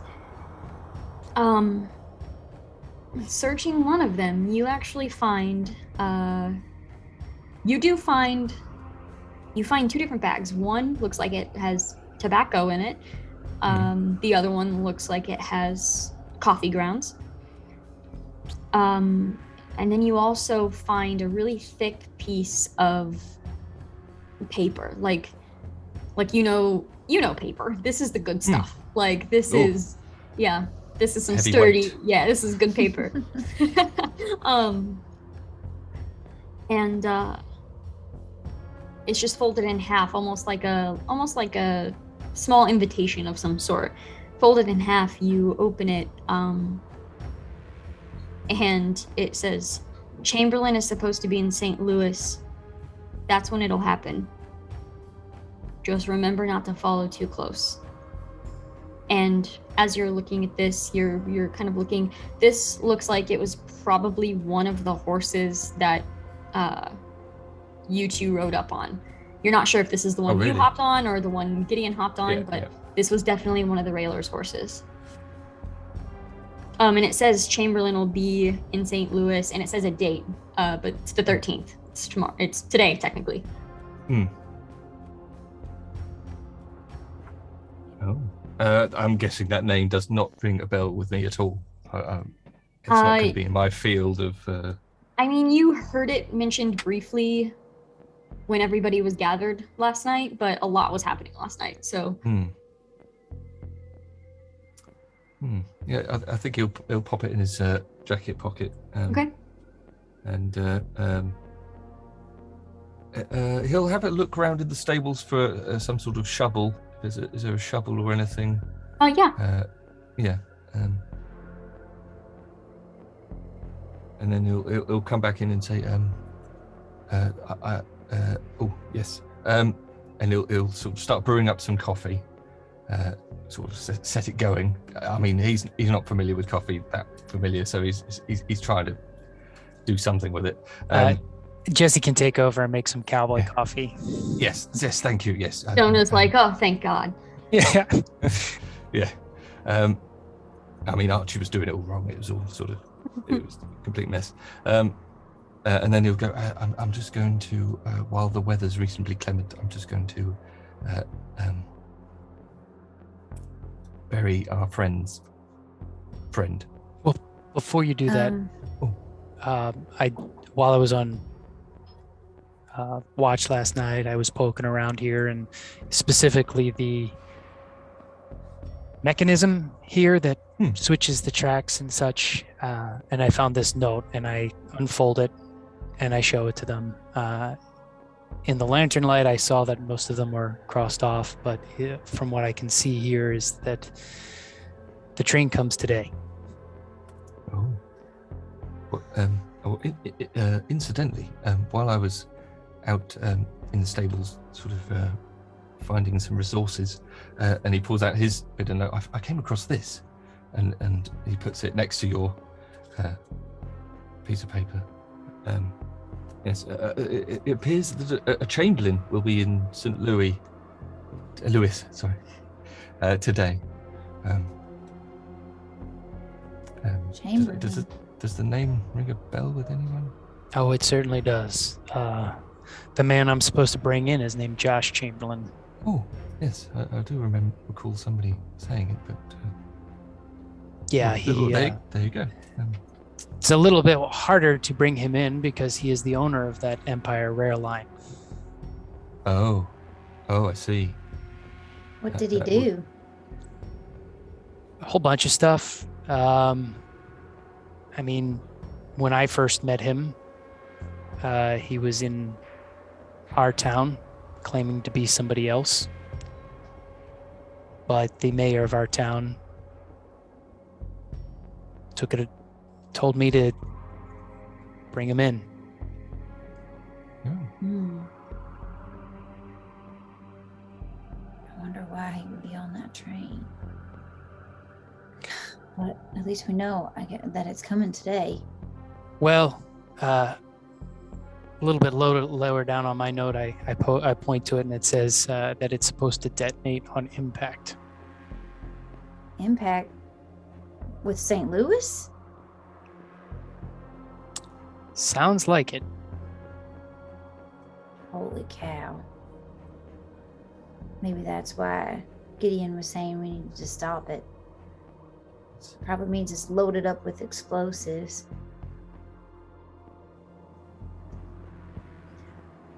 But what about the whole... Oh wait, I don't know about the following thing, right? I don't think so. That's on my list. I would have told you that it says don't follow too close. Oh, on your note. Okay. The following part. Why would they want people to follow it? I guess not too close so they don't get affected by the explosion. Yeah, Archie, I believe on Gideon's note, at the bottom of it, it said follow, but don't follow too close or something like that. And then it said clean up the rest. Yes, that's right. Yes. Yes, I was quite perplexed as to what that might mean. Clean up the rest. I'm thinking it means kill. Well, yes. In our circumstances, the train's calling the zombies. We knew that Josh or the Empire is trying to build their rail line through this rail. They don't own this part just yet. Oh. So if they're trying to clean up the zombie, they're calling them, and then they're gonna take care of them all, I guess. Why blow up St. Louis? Maybe it's not supposed to get to St. Louis. Maybe it's supposed to round up as many as it can and then take care of the rest in the behind.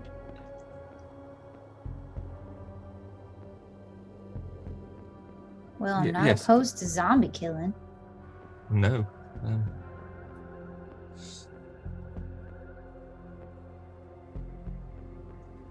I'm just worried about the collateral damage there. Me too. They clearly don't mind killing people in order to accomplish this task. I assume the train will be driven by some fellows. I mean, surely they wouldn't just set a train off and off it goes unmanned. That seems rather. That's a good point. Haphazard. Yeah, but our fellow here could have switched it away from St. Louis.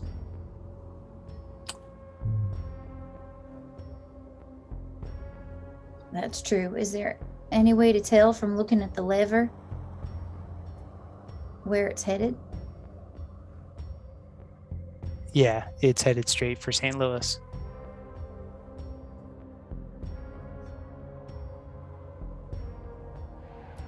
And the lever is stuck, right? Or it's broken? It looks like somebody took something to it. It's like bent and then smashed down to where it can't be unbent or moved one way or the other. It looks like some heat was placed to it too, almost like to weld it. All right. I mean, is there some way of doing it manually, maybe, at the actual track? Or I'm sorry, I'm not familiar with railroad. Does anybody know? I'm not either, but that's a good idea. We could try. Although I'm not super keen to be outside seen when it goes by either. Yeah. Question. But where does if we divert it, where do it go then? That's what I was about to say. Is that railroad map on the thing? It is, yes. Diverting this train, it will head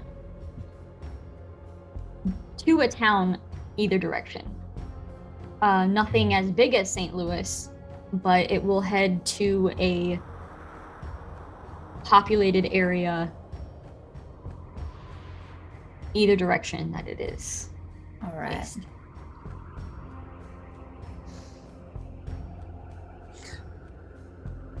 Your note said that Chamberlain's supposed to be in St. Louis, Yes, that's what it says, yes. and this train is supposed to detonate on impact. It's almost like somebody else doesn't want Josh Chamberlain to be around either. It does seem to be pointing in that direction, doesn't it? If I look at my note and his note, are the handwriting similar or? They are not. Okay, different handwritings. Okay. It's not like, one person giving all of these orders. It seems to be multiple.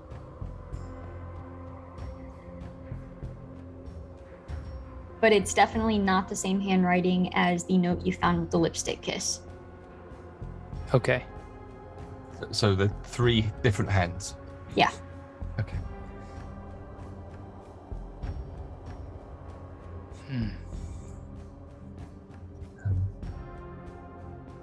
So at this point, I want to ask Jonah what does he want to stick around and wait for this train with these people, or does he want to keep going to St. Louis? With all of the information Jonah has been given, I'm going to say he is probably more concerned about the fact that Luther is probably in St. Louis. I'm going to say Jonah will be more concerned about trying to find a way for this train to not reach St. Louis. Yeah, I tend to agree with you. Luther's there, along with a lot of other innocent people. Yeah, Gabriel will say, we just sent 2 people to St. Louis. Right. And if there's anything we can do to stop it, I think we should. Well, I like Archie's idea of a manual switch. I don't know if there is one out there, but I would guess that we would have to go and find it. And it would have to be just past here, probably, or... Make a common knowledge roll. Do you think that if they got diverted and didn't know, would they still blow it up?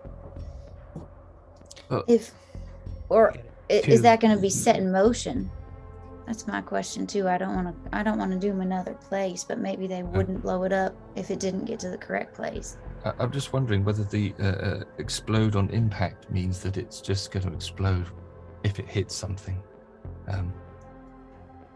That we don't know. Like If I it's- Yeah, exactly. I mean, If it has I'm been just ordered to theorizing. hit something specific. right. And if the railway is a dead end in St. Louis, I mean, it's going to hit something.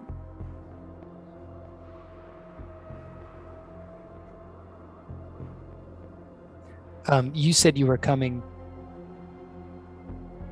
and you passed some rail guys trying to do something to the railway? They blocked it. So they stopped the train and they told us to go back. And we said no because we needed to get to St. Louis pretty desperately. And at that point, they, attacked us. But it seemed like they were giving us a chance to leave. I think they just, I don't know why. Maybe they wanted to keep people out. Maybe they wanted to limit the casualties. It's possible. By keeping people out of St. Louis because they knew they were about to blow it up. But they also weren't willing to let anybody ruin the plan. So they were going to kill us for trying to keep going. Seems very odd behavior, doesn't it? Tell somebody to not go somewhere that's dangerous, but then try and kill them. Right. Their mission must be critical. But saying that, when I first came across Gideon's path, his colleagues said that there weren't to be any witnesses. So I'm wondering that just for the fact that you and I witnessed the wrong people, we were supposedly deemed to be snuffed out. But Perhaps they would have blown up our train anyway. On the control board where the switches are there any names of places there besides St. Louis?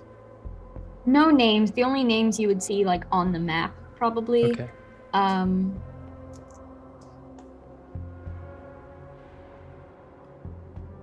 As for your common knowledge roll earlier, you have no idea if there would be a manual way to switch these tracks, but you're welcome to kind of walk up and down them a little bit if you want to try to find one.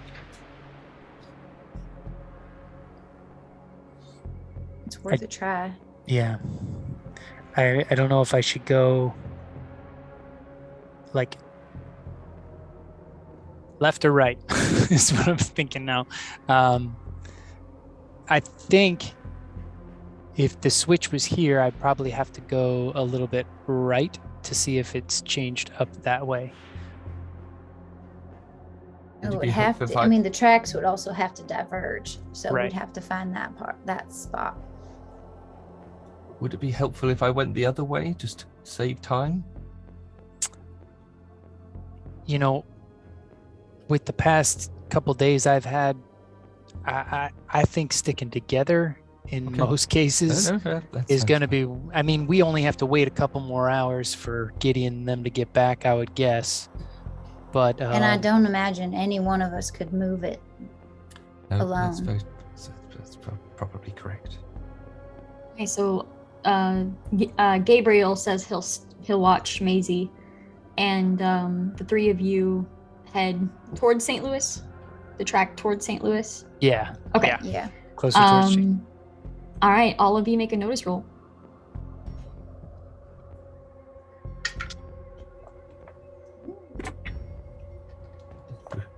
Nine. Or 15. Okay. Well, they're all successes, but I'm gonna say, Jesse, you are looking more out on the horizon than you are anywhere nearby. And you walk and you see a straight shot of tracks that just lead forward.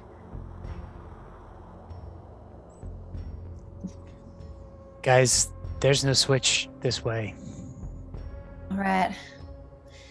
The other thing is we could try to block it somehow? Is there anything we could put on the tracks? We could look around for something metal, something big, anything.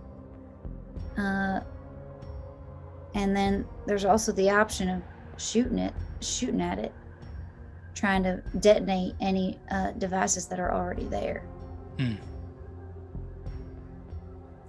But this is a train that's not meant to stop, so we would have to jump on the train in order to detonate, right? Or shoot it as we... Well, it's going to be moving pretty slow. Yeah. We can fire at it if we could see. I mean, probably if it's designed to detonate on impact, if we caused an impact, it would detonate here.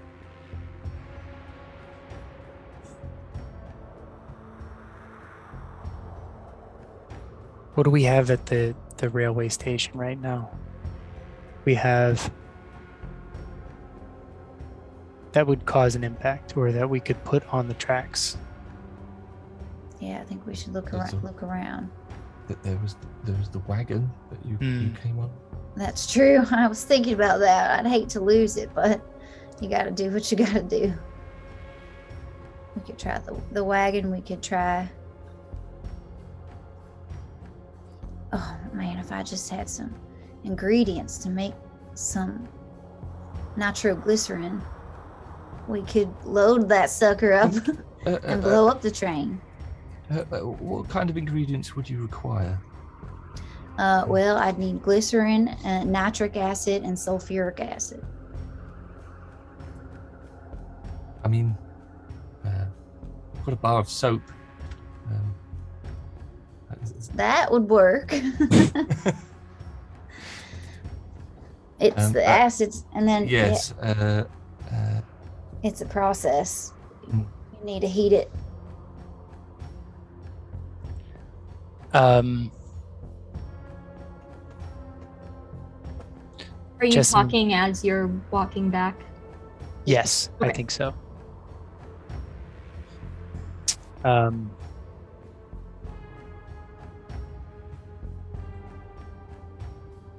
We only have that wagon, and I think we'd have to drive it a certain amount of time before we have it cross the tracks, but We've got... How many horses have we got? Do we have 3 horses?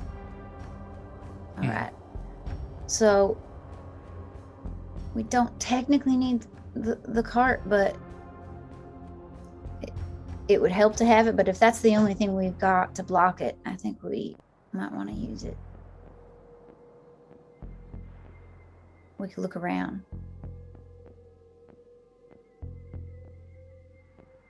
and there's no Yeah. boulders or anything like that we could move over the tracks or anything like that. It's just a straight shot on the plains. Yeah, it's pretty much a straight shot. There's like rockier hillsides a ways away, but you could try. You're not sure how long it would take you to haul back some of it.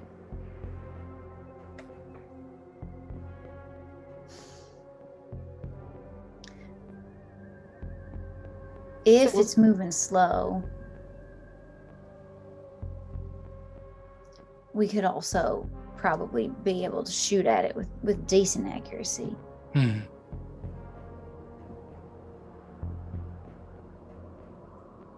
I wonder if we could hop on and commandeer it and stop it. That's an option too. Yes. We just have to be real careful not to blow it up by accident with True. us in it. True. I'm a little train shy. After my last experience, I narrowly escaped being blown up myself. I can understand that. I mean, but if we could stop it, then we could at least be able to investigate it further and see what actually is on this train and That's true. gather some clues, evidence. I think that sounds like our best bet right now to slow it All down. right. All right, so you get back to the little railroad station. You see Gabriel just sitting outside the doors are just open to get some fresh air in there. The body kind of Is sunk up the decomposing. place. Yeah. And he just kind of waves as you're coming back up. I'm Did you gonna ask. find anything? No switch, Gabriel. How's Maisie? She's doing okay. Still sleeping, but she seems okay. Latest idea is to try and. Latest crazy idea is to try and jump on this train and stop it from reaching St. Louis.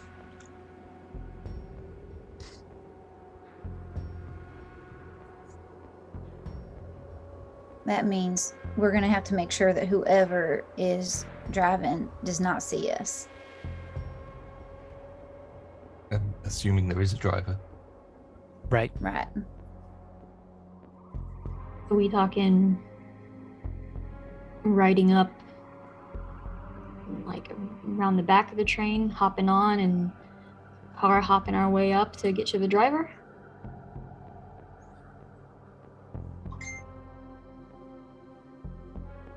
Probably. I mean, Sounds like I it. would think we need to hop on. If this is your plan, Jesse. I think so. I think that's exactly what I'm thinking, Gabe. Sounds crazy. I'm in. All right. I will say I'm not too steady on a horse.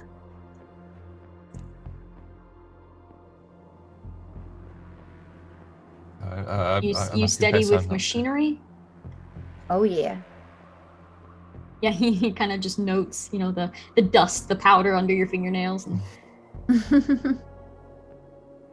you know how to drive a train? Well, it's funny you should ask. I learned right quick before my last one blew up. Well, maybe we Or it blew focus up. on But I think I figured it out. maybe we focus on getting you into that position. All right. Because any one of us could get up there. I wouldn't know what to do with the train.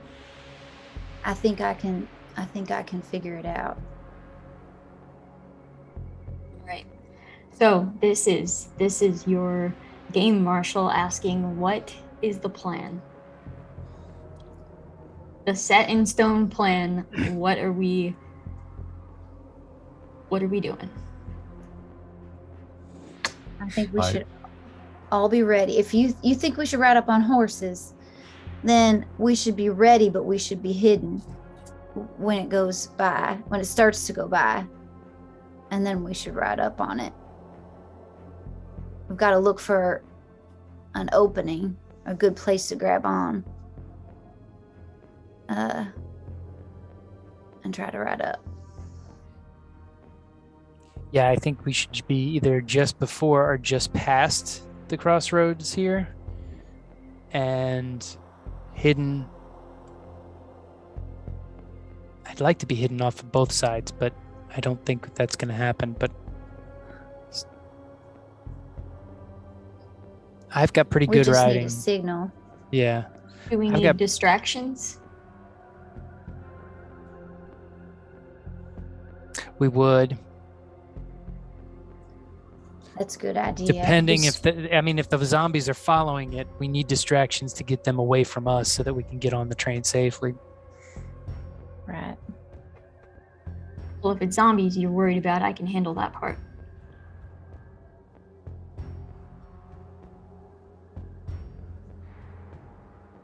So that All takes right. the zombies away from the equation. That's good. And then we'll I might ride up. need to ride with you. Okay. I don't really trust my ability to be able to get a horse to ride up to the train. Yeah, I'm good with riding, so I can definitely, ride you up to the train and try to get you on as quick as possible and then jump over. All right, sounds good. Jonah, who I have forgotten about, Jonah will he will offer to ride far enough away to where he could draw the driver's attention to help you two come up on the other side. He says he's not too great with a horse and he really actually hates them and they're definitely demons, but he will he will do this because he's got to keep that train from getting to St. Louis. Good man, Jonah. All right. That's the plan. I like it. What's Archie's role? Would you like me to access the rear of the train? Maybe sort of to I believe at home back in Britain they have like brake cars on the back of trains that sort of helps slow them down. So maybe there's That's a good American idea. question. Good idea. He could head for the back. Willie will head for the front. We have Gideon as a zombie distraction, and we have Jonah as a driver distraction. If it all goes as planned, it sounds like it could work. All right. Do we want some sort of a go word? Somebody to be kind of peeking out to signal everybody else to go?